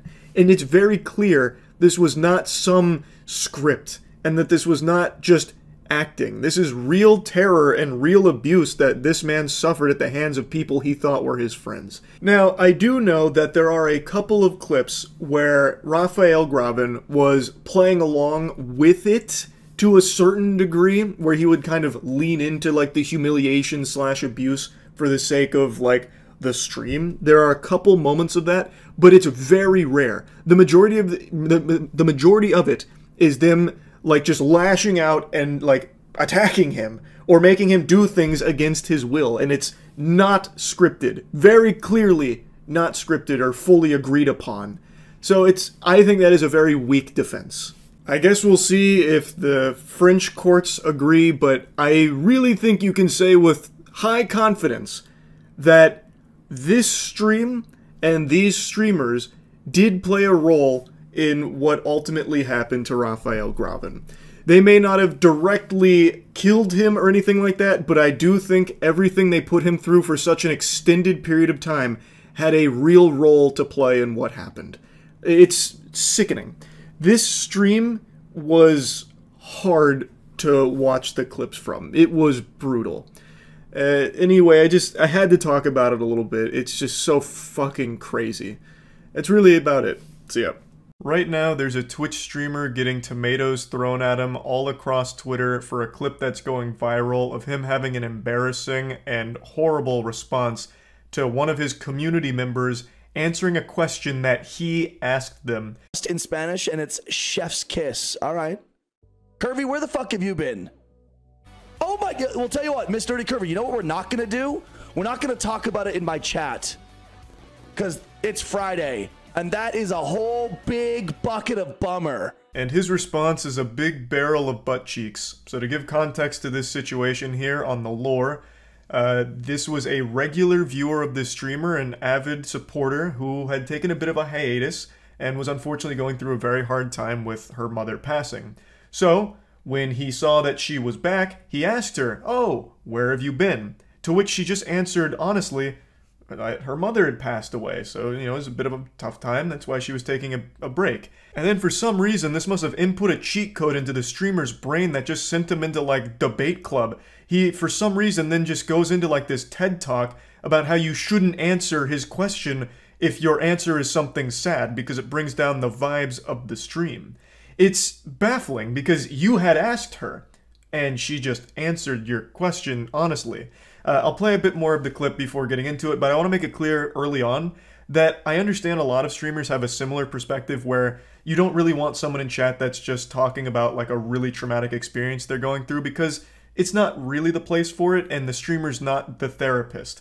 Like, I do get that perspective, but there's a difference between like just a random person treating Twitch chat like it's their psychiatrist and you asking someone a question and them answering honestly, especially when it's a member of the community that you already kind of know to a certain level. I don't understand why you're all of a sudden getting mad at them for answering that. And I'm sorry for your loss, but we're not doing that in my fucking chat. Thank you. Well, okay, Miss Dirty Curvy, you said, no, that's fine. You asked, so I told. No, I didn't ask you to tell me the biggest fucking bummer news in the world. I said, hey, what's up? How are you? You know what? Let me give you a little bit of a lesson, Miss Nerdy Curvy. When something really, really bad is going on in your life, and in a public forum, someone asks you, hey, what's up? How are you? There are two acceptable responses. Good, and you know what? I'll make it through. That's it. So you want to just talk to NPCs that only have two dialogue options. Okay? Then why bother trying to communicate with a human being? Like, okay, give them a script. Make sure your community has the acceptable answer script to my stupid questions. I don't actually care where you've been. Like, just tell me one of these two canned responses. Like, this is so fucking dumb. And I also love the audacity. Let me give you a lesson here on how to handle my questions going forward. It's just so laughable that he's acting like some kind of social savant here about how to handle public conversations and what you're allowed to say. You're a fucking Twitch streamer, man. All of us as streamers are not exactly the most socially gifted. Like, let's just face the facts here. So why are you trying to act like the authority on the matter here, as if you're some kind of social guru who's now giving a lecture to your community about what is and is not allowed in a public conversation? It's fucking goofy. It's very silly. How are you? Good? Or, you know what? I'll make it through. Awesome. Love to hear it. See, there you go. Or Prom's response. Yeah, I said, Prom, how you doing? She says, I'm alive. You know what's just as easy as those two responses is you being able to respond with some level of empathy like, oh man, that's terrible, I'm sorry to hear that. Or, damn, that's awful news, stay strong. Or, man, shit, that's terrible, hopefully today's stream can lift your spirits a bit. Like, you also have equally easy responses to, like, instead of dwell on the negative here and for some reason try and shame her for answering your question honestly, you could have just as easily had a very simple and empathetic response to it and moved on from it. But instead, now you're putting all of it on her and blaming her for bringing down the entire atmosphere, as if she somehow forced you to enter your goofo mode here, your insano style tantrum that you're throwing. Like, it is your fault. You could have either not asked the question if you didn't want, like, real answers, or you could have had some level of empathy and just given, like, a general, decent response like, damn, awful news, sorry to hear that, stay strong. And then just go about, like, a good vibe stream. Like, it's super easy. Oh, I asked you where you were. Look, Mr. Curvy, I'm just subtly trying to tell you that unloading really heavy news in people's chats on Twitch is not like good etiquette. It's just, it's not the place to do it. That's all I'm trying to tell you. Heavy news like that, when someone asks, hey, where have you been? You don't need to tell them, well, my dog died, my husband left me for a younger woman, my house burnt down, and my car got stolen, so I've been a little bit busy, that's why I haven't been around. Because it's like, oh, God, like, ugh. Oh, God, your bad news is making my easy job just a little stressful, because now I've heard your fucking bad news, like, ugh. Like, can you have some level of shame? Can you stop having bad things happen to you and then share it with me when I ask? Like, fuck. God, where do you get off? What a stupid perspective, bro. What are you talking about? That's not even what they did. You asked them a question and they gave a simple response to it. Now, for a little further context, she, in her first response, accidentally led with, like, a laughing emotion. So she led with, like, LMAO because she was responding to, like, a joke he had told and then answered his question about her mom passing away. She got a little concerned that it was going to be misconstrued like she was joking about that. So then she clarified again that, no, like, it's just been a rough time. It's just been horrible. So she said it, like, twice or 3 times in total, but it was never to dwell on it or try and treat him like a therapist or treat chat like it was a self-help subreddit or something. She just answered his question but didn't like her first answer because she thought it might get misconstrued, so then just said, like, no, it's just been bad, and that's where it was. She didn't try and, like, keep pressing it further or anything. For some reason, he did. He took it and ran with it and made it an overwhelmingly negative thing and then shamed her publicly in front of the entire community for it, which is so fucking weird and terrible thing to do. Now, like I said in the very beginning, I do understand the perspective of not wanting your community to treat it like it's like a therapy session where they're dropping really heavy things going on in their personal lives into the Twitch chat or asking you to solve the problems for them. I do agree that that is just not the time nor the place, and that's not going to help the person either. That's not going to help them or anyone else around you that needs, like, professional help and someone to actually be there and qualified to give real helpful advice to that person that's struggling. And Twitch chat is the last place you'd want to go for anything real. So I do agree, like, that is never a good case, like, that's never a good situation to be in, but that's not the situation this streamer was in. He had asked a community member that he knew a question, and it was a personal question. Where have you been? Now I'm waiting for your answer. And they explained, well, it's just been a bad time because her mom had passed away. And that's it. She didn't, like, keep going forward about it, like, to try and, like, make it all about what she's going through. She just answered his question point blank. And for some reason, he went off the rails about it. Like, you know, like, if someone asks, like, hey, what's up? Where have you been? And it's heavy, just be like, I had a bunch of shit going on, so I've been lying low for a little while. Got it. That's it. I'm not trying to rip you a new ass. Yeah, not trying to rip you a new ass, just trying to embarrass you in front of the entire stream. The lack of self-awareness here. Buddy, that is kind of exactly what she did, but instead of just saying, I've got some shit that I'm going through, so I was lying low, she said, well, family member passed away, so I was lying low. That's it. She didn't continue to, like, go through the nitty-gritty on everything that happened. She did almost exactly what you said, but was a little more specific on exactly what that shit was. But in essence, it's the same thing. Would you have still melted down if she had said, I had a lot of bad, horrible things happen, so I was laying low for a bit? I don't think so. You probably would have just given a normal, like, decent human response like, man, sorry to hear that. Hope that shit clears up soon. Why couldn't you have had that same level-headed, rational response to her just being a bit more specific with what that horrible thing she was going through was? She didn't just dump everything on you and expect you to you know, like, coddle her or do something special.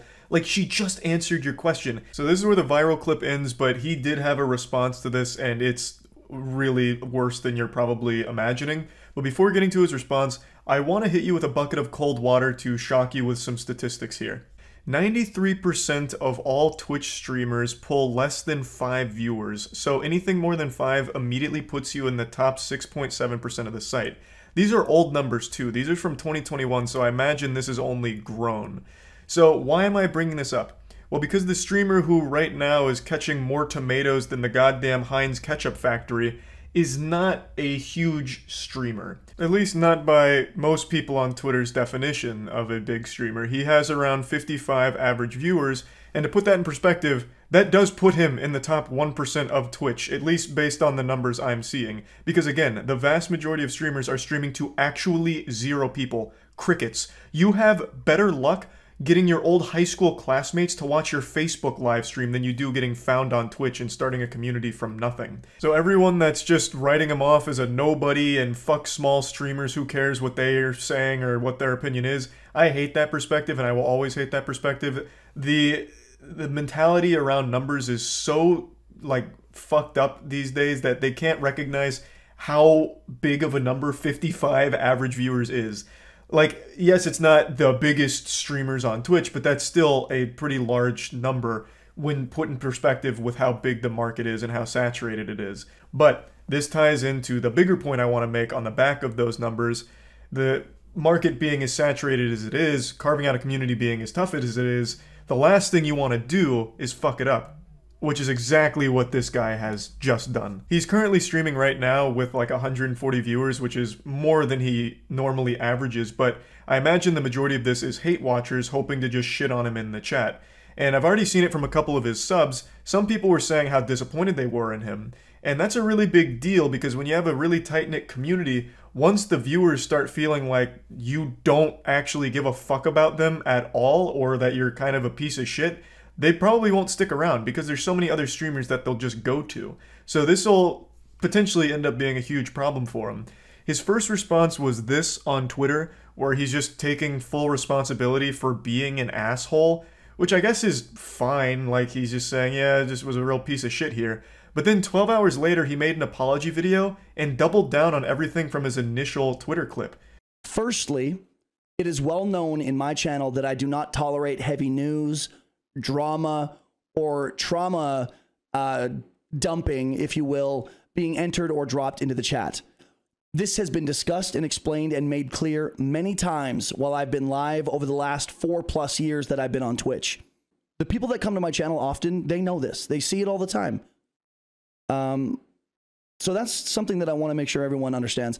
He directly blames her for violating his terms of service for being a chatter, basically, saying, I have very strict rules, you're not allowed to kill vibes with bad news or anything drama-related or heavy. Okay, then don't ask questions that could potentially lead to, like, someone being honest with you, man. Not everything in the world is going to be sunshine and rainbows. So why ask a question to your viewers that they might just be open about if you don't want to actually hear it? You know, it just doesn't make any sense. Like, and why are you blaming her? You're fucking blaming the victim here in this situation. What a terrible look. When you had already in your previous tweet sang a very different tune, where you're like, yeah, this one's kind of on me, I was a douchebag. What changed? All of a sudden now, you woke up this morning and you feel like you're not a douchebag, you're a superhero. In fact, she's the villain because she didn't follow your strict chat rules. This is not the first time that she's violated the expectation that people not share heavy news in my channel. The frustration from having her argue in chat that she was, quote, just answering my question, even though she's been spoken to about this type of thing before. Calling this an apology is a disservice to apologies. He is literally just justifying his reaction and saying it's all her fault. She violated our expectation of her in chat, and then said she has a history of doing it. And in her statement, one of her twitlongers, she clarifies a bit deeper on what he's talking about, and he's pretty misleading with the way he portrays what happened here.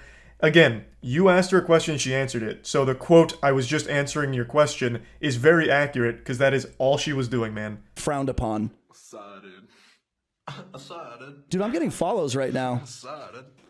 From Joe JCKS, Bro Chacho, welcome to the channel, dude. Thanks for the follow. Yeah. He even acknowledges that maybe he should edit that out and then decides not to. You should have edited that out. That's what a big yikes moment there. In your fucking apology, not an apology, in your blaming, pointing the finger video, you get a follower, take a moment to say thanks for the follow and like just call out the follower during this? What a bad look.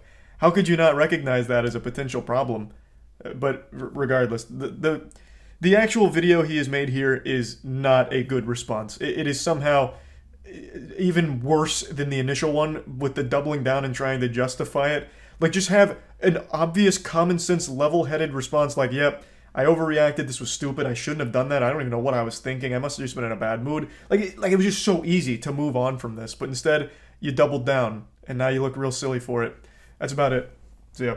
Everyone knows that public nuisance streamers that go around harassing strangers, causing a commotion, and just making everyone's lives around them more miserable suck. Like, that's not a hot take. Everyone knows that. They're just this miasma of cringe that cause everyone a massive headache. But, as I and many others have pointed out for years now, they do inspire an entire generation of young viewers to be losers like them. Because they do find an audience, they do find success, they make money from it. So it becomes a career path and something that young kids want to do to try and emulate that behavior and be like them. It's fucking tragic, and now we're starting to see the results of all of this.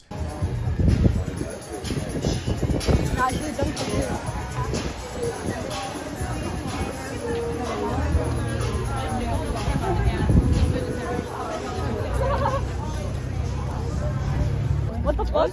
Put your hand in my food again, and I'm throwing all of your phones. Hey, you're not touching our phone. Don't put your hand in my food again. Do not do that. You don't do that. This young whippersnapper can't be older than 11 years old, and he's already becoming a scourge. He's trying to do what all of the other public nuisance streamers do by just being a societal hemorrhoid. He still has his baby teeth. He hasn't even gotten his adult teeth yet, and he's already doing this shit. He just graduated from suckling milk out of his mother's bosom, and now he's trying to suckle milk out of Jack Doherty's titties here. He's just trying to get that clout through being a piece of shit. Now you're probably thinking to yourself, Charles, are you really going to be insulting an 11-year-old here? And the answer is a resounding absolutely. This needs to be squashed. You gotta put the kibosh on this immediately to learn that this is not acceptable at all. So absolutely, I will be insulting this kid and the entire goof troop that travels with him for these streams. Now, he has thankfully been banned for this, which is one of the very few times I've ever seen Kick ban someone. I imagine it's not a permaban, but it 100% should be. I guess we'll have to wait and see if it is. Yeah, though, this shit absolutely super sucks. So I'm doing a public service here by insulting them. Hopefully it discourages more people like this, and hopefully this kid grows and learns that it's awful. It's not even good content. People are watching you because you are a clown, and they're sitting on the edge of their seat waiting for you to get your ass beat. That is your entire audience. You are a fucking spittoon that they are spitting in. Why would you want that to be your whole brand? His whole stream is basically either arguing or fighting people, and this is him just taking food from a stranger's table. That lady then goes up to confront him, and I'll show you that clip in a moment, but in the same stream, he also gets in an actual fistfight with some other kids. His whole stream is just creating problems and instigating, hoping that someone will fight back, and he just yells and screams about it, or in this case, throws some wet noodle punches at them.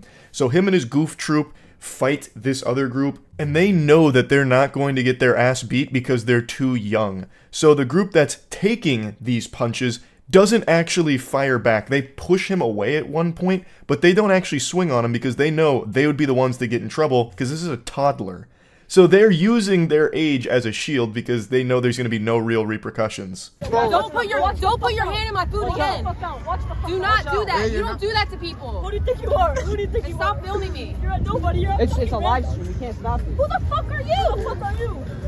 Give me the phone. Now you're not touching my fucking phone. Touch my phone, I'm gonna actually do something. What are you gonna beat me up? Back the fuck up. Back the fuck. I will. How old are you? 5? Kid's making threats to this woman, then he also has his friend, behind her just in case. It seems like he was contemplating sucker punching her. That's what it seemed like the synapses in his brain were about to fire and tell him to do there. This is his whole stream with him and his friends just wandering around, making problems with complete strangers for no reason.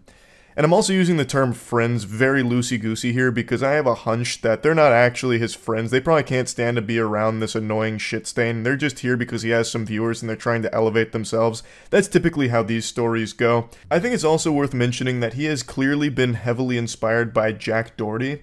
Jack Doherty is another public nuisance streamer who does this exact same style of content where he just travels around, makes problems, causes a ruckus, and he has a bodyguard with him so that when anyone tries to confront Jack, the bodyguard steps in and either attacks that person or scares them away and sizes them up, gets them out of there to protect Jack Doherty from the consequences of his actions while Jack peeks around the bodyguard still lobbing insults at him like a real tough guy.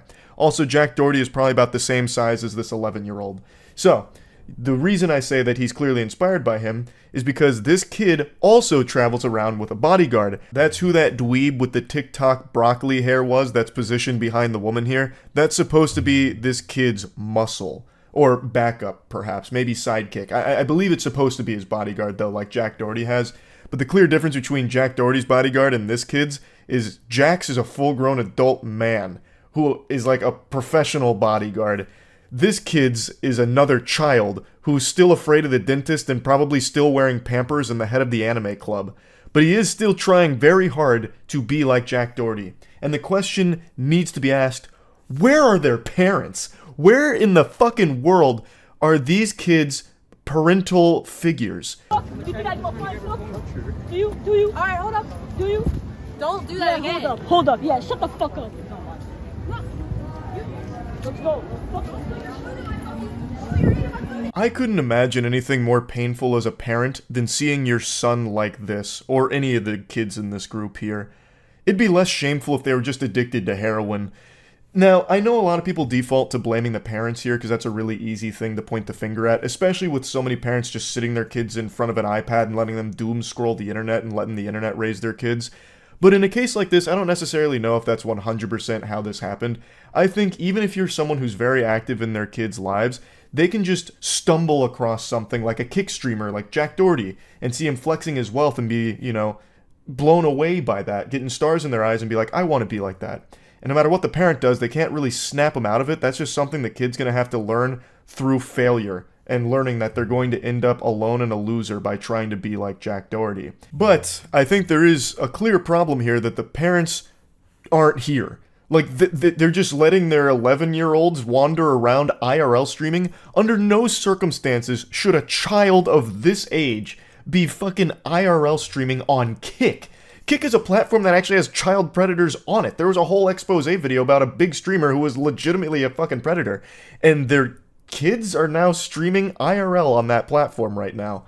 And even on any platform, I don't think any kids should be doing any kind of streams like this. So I really am curious why the parents aren't more present in their life to allow them to stream for hours like this. That's just downright irresponsible, 100%. But I don't necessarily blame them for the kid trying to be a Jack Doherty clone, a bootleg Jack Doherty. That's something that even if the parents were monitoring their internet usage, he may have just stumbled across through TikTok or Twitter or something and then just got hooked on it. And that's a hard thing to stop as a parent. I do understand that part, but they definitely need to know that this is not acceptable behavior or normal behavior for kids to be doing. Fucking streaming, being an asshole. Come on. The parents definitely got to step up here and do something, I would say. Unfortunately, I don't think this is going to be the last time we see a kid start to do streams like this. I really do think that streamers like Jack Doherty, who I keep name dropping, but it's just so clear his influence on this kid's life, really do create further degenerates. They just continue this cycle of degeneracy by making more people like this. And it sucks. That shit is terrible. So hopefully I'm wrong and we won't see more cases like this, but man, it's still awful. Even with just one case, that one kid was inspired enough to start trying to do the same thing. It's sad to see. And yeah, I just wanted to talk about that a little bit. That's about it. So yeah. Garfield likes lasagna. I like to make fun of weirdos. Big whoop. What, you want to sue me for that? What's the charge? Enjoying a meal? A succulent Chinese meal? Point is, I keep my finger on the pulse of wackos and weenies, and I like to shoot spitballs at them. And today, there was a pretty dangerous weirdo that stream sniped a group that was doing some IRL content in the hopes that he would get one of their numbers. And when faced with rejection, he blew a gasket, had a conniption, and it got ballistic quick. So let's go ahead and start with the genesis here, where we were first introduced to this homunculus. It was in the middle of an IRL stream with Senna, Valky, Ray, and Emiru, and then this very interesting gentle sir approached them. Oh, I think 3 years. And I came at like 6 in the morning. Yeah. Where is that? Emily, is that? No way. Yo, can I get a picture with you? Yeah, of course. Okay, okay. Let's get a picture.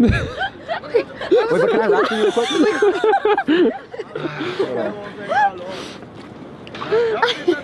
It starts innocently enough. He approaches the group as if he just wandered across them by happenstance and says, "Can I get a picture?" And he seems, you know, well behaved. Nothing too concerning here at all. Like, there was nothing he was doing in the beginning that was cause for alarm. But this was just the calm before the storm, the fart before the shit. This is Cinna. Hello. I was waiting for it. Nice to meet you. Hi. My name's Russell. Hi, nice to meet you. Hey, could you take Rosie. a photo? Rosie, nice to meet you. Nice to meet you. My name's Russell. Russell. She can take a pic. Oh, we can't because we have a. We actually we're on a time limit. Yeah, we're on a time limit. So. There's no time frame. Did you want to pic? Oh, sorry. Excuse us. Sorry. Okay, so. Do we need a photo? Oh yeah. He shakes all of their hands, and then he just kind of posts up there. He just slabs up, standing there menacingly, doing nothing. And Rosie reminds him, like, "Hey, picture? You know, that's the whole reason you stopped us in the first place." And he's like, "Oh, right, yeah, that's what I was doing. Picture, yeah, of course, of course."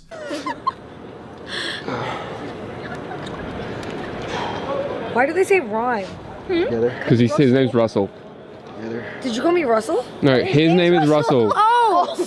She's had a long week. I am running on like 3 hours of sleep. Please forgive me. My brain is actually like lagged. Alright, fuck. Let's take a picture.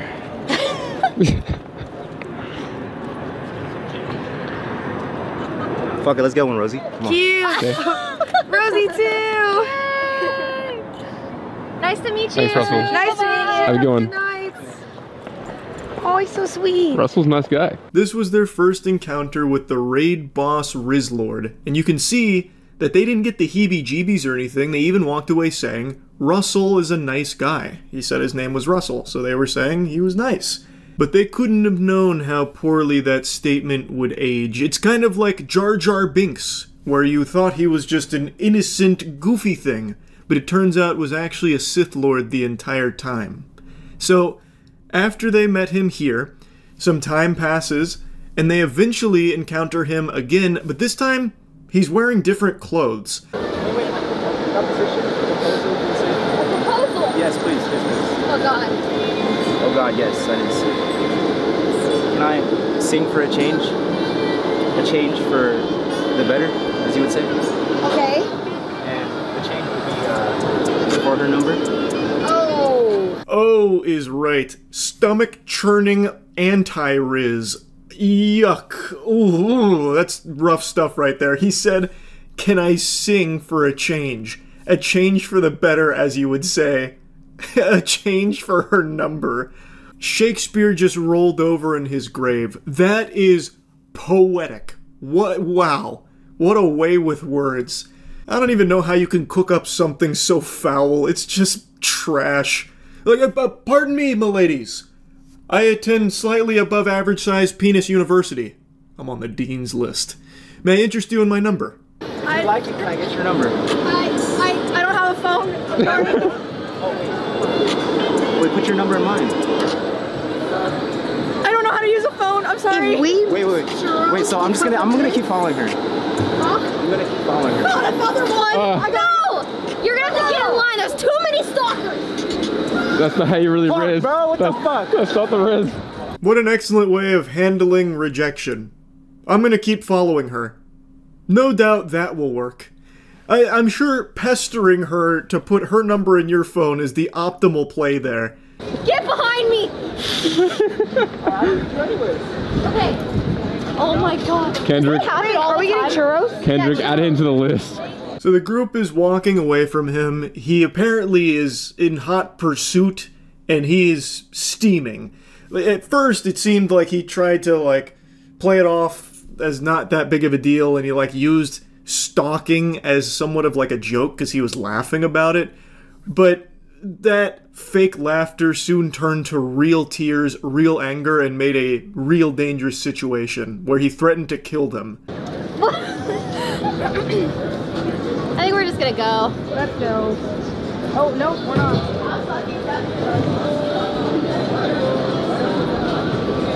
No. What's up, huh? Hey, excuse me? No. Security? Emily, no. Hey, stop. Whoa. Let's fucking fight right now. What? Get away from now. Hey, what's going Security. He's harassing us. What's going on? What's going on, man? Right now. I'll kill you right now. Fuck off. Kill you right now.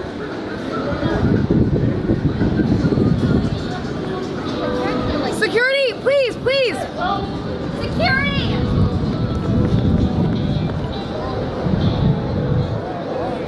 That's where the stream ended. They said that the police had arrived and everyone was alright.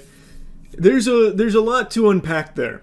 So, the guy who just got rejected, he stayed on their tail like it was a fucking Assassin's Creed escort mission, and you can hear him arguing with someone saying, "I'll fight you right now." It continues to escalate to where he starts to like run at them or maybe like lunge at them like it's a fucking Five Nights at Freddy's jump scare where he's like going after them now saying, "I'll kill you right now, I'll kill you right now." It sounds and seems like security was there stopping him from going after the group further.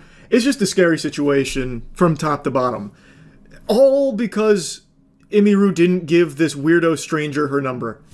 And he just freaked out, threatened to kill them, chased them, just deranged shit.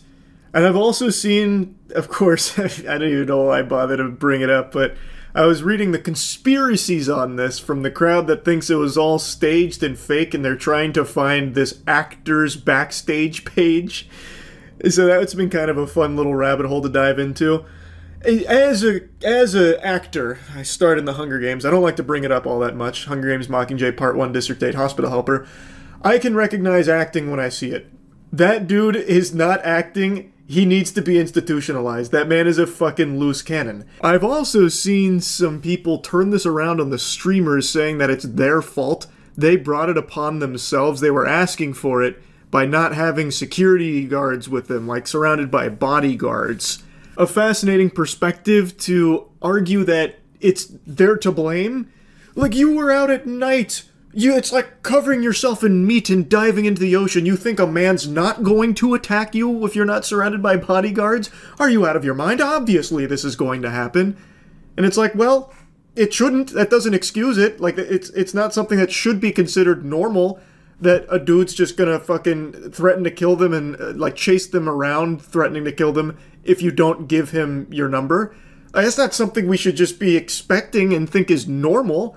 Like, I understand in the streaming space, there's a lot of like huge streamers that when they do IRL content do travel with security. But it's not every IRL streamer that does, because when you're doing content like this, typically you're thinking about the content or like what you're gonna do. You're just having fun with friends. You're not exactly thinking about like the potential maniac on the loose that's going to just fucking come out of nowhere and go hog wild if you don't give him your number.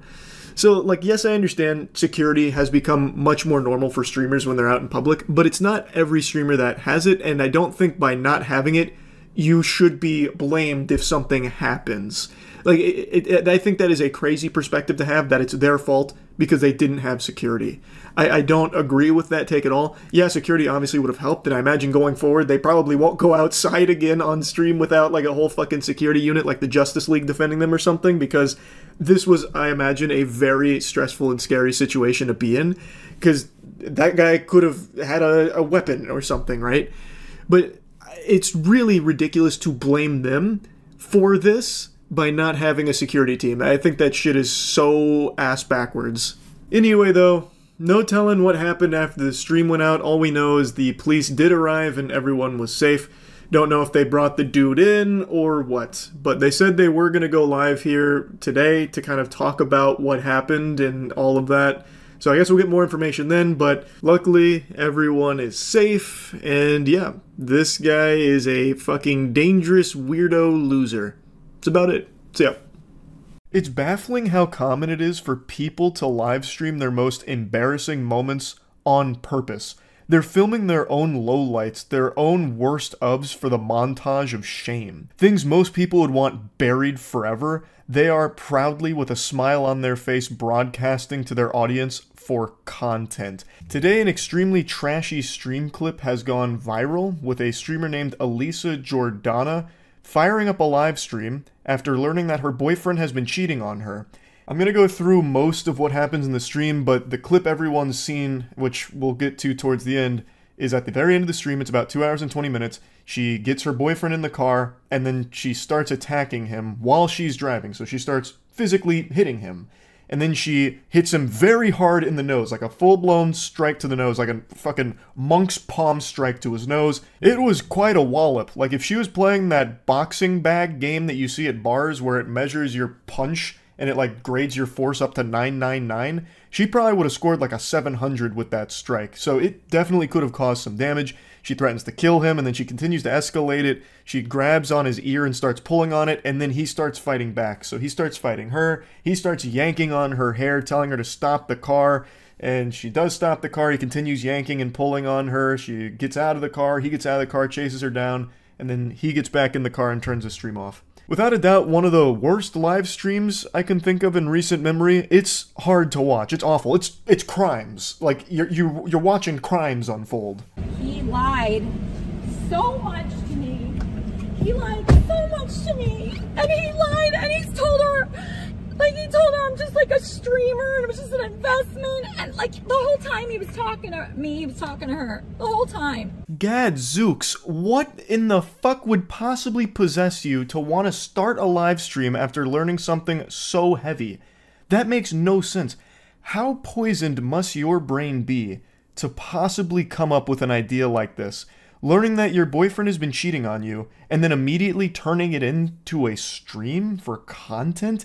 That's incomprehensible. I don't understand why people want to broadcast every single waking moment of their lives to a bunch of strangers online, a ton of goobers who are just going to sit back tossing popcorn down their gullet because it's just entertainment to them, even though it's your life that's being ruined in real time. Why do that? Fucking Jack Bauer couldn't torture me enough to force me to go live after learning something like this. He could put all the jumper cables he wants on my nipples and scrotum. I still wouldn't do it because it's a horrible thing to want to put out there. I couldn't even imagine just firing up the stream. Hey guys, this one's going to be a little bit different than usual. Turns out she's getting piped by another man right now. They're steaming ham as we speak. Oh, thanks for the $6. Charlie's girl is slobbering on my meat. Ha ha ha. And sending her money on Venmo. Yeah, but why are you surprised? I'm not surprised, Brandon. I'm not surprised. Actually, I'll go to Tanger's Outlets right here. I just don't get why you would cry over him, dude. Like, you already got money. You already supposedly got money from him. I did, but he still was very bad, Brandon. Yeah, so what do you think would happen if you're going to marry him, this and that? I'm not marrying him, Brandon. I'm obviously not marrying him. Yeah, but I'm saying if you... She then goes for this joyride, or lack thereof joy, and it's the most distracted driving I've ever seen. No exaggeration. She doesn't even pretend to be paying attention to the road. She is glued to her phone or reading the chat, I believe, because she does get donations. She has text-to-speech enabled, so she is getting donations throughout this stream. And she is always looking at something other than the road. That is extremely dangerous, not only to herself, but all of the people on the road around her. And you can see that she busts out that crazy U-turn and gets honked at because that came out of fucking nowhere like a jump scare to all the other drivers. This is just, it's unhinged. This is, again, unacceptable. It's illegal. You can't be driving like this. I understand she's upset after finding out her partner's been unfaithful. Anyone in the world would feel the same way. But not many people in the world would handle it the way she is, by starting up a fucking live stream for people to be tuned in on with everything. Not only is she very dangerously behaving here on the road, but she then starts just dropping all kinds of personal information publicly. Just publicly revealing a lot of things that 100% should stay private. Why is that a no? Okay, I'm gonna go to Tanger's Outlet actually with his card right now. Alright, let's do that.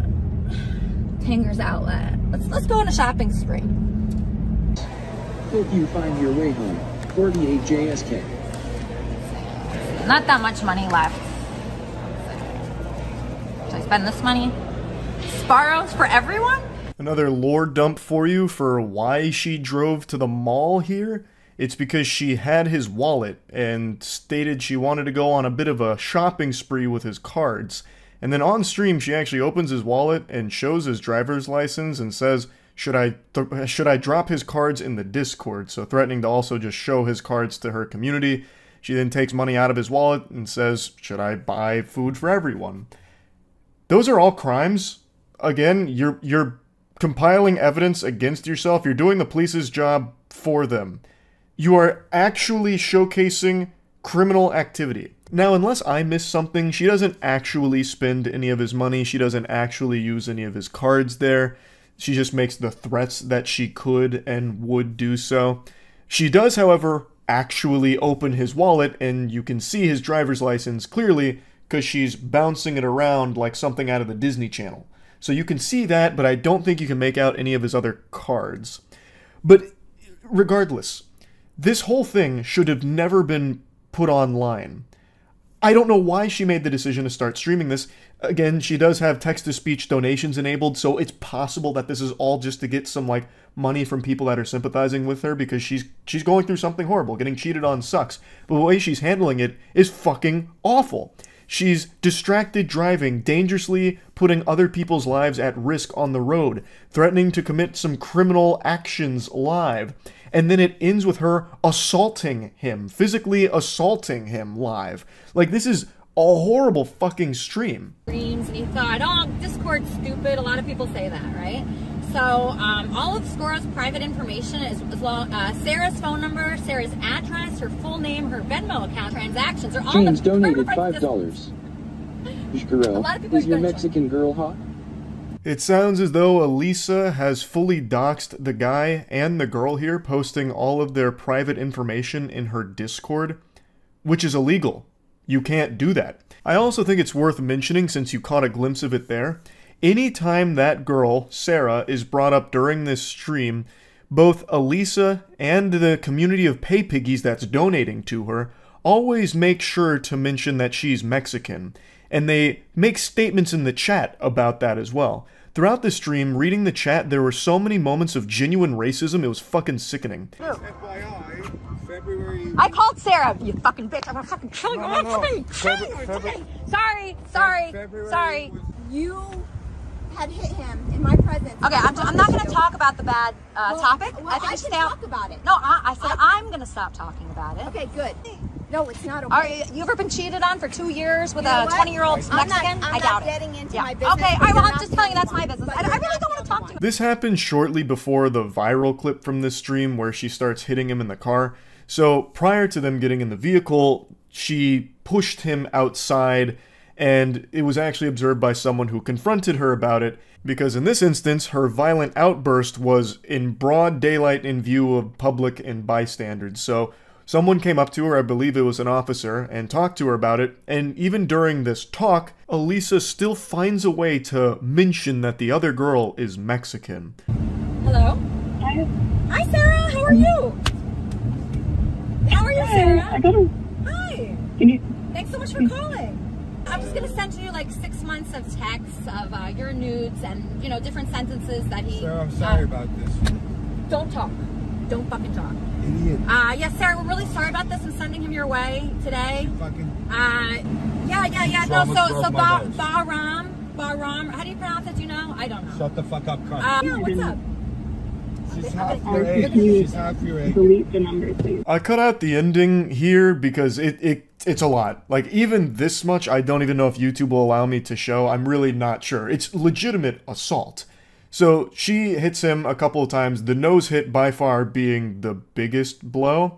And then after where I cut it off, he grabs her hair and starts yanking and pulling on her, and she starts talking about how he's killing her, and the car stops, and then eventually she gets out of the car, he chases her down. I think she gets in another vehicle in the background, and then he comes back into the car and turns the stream off.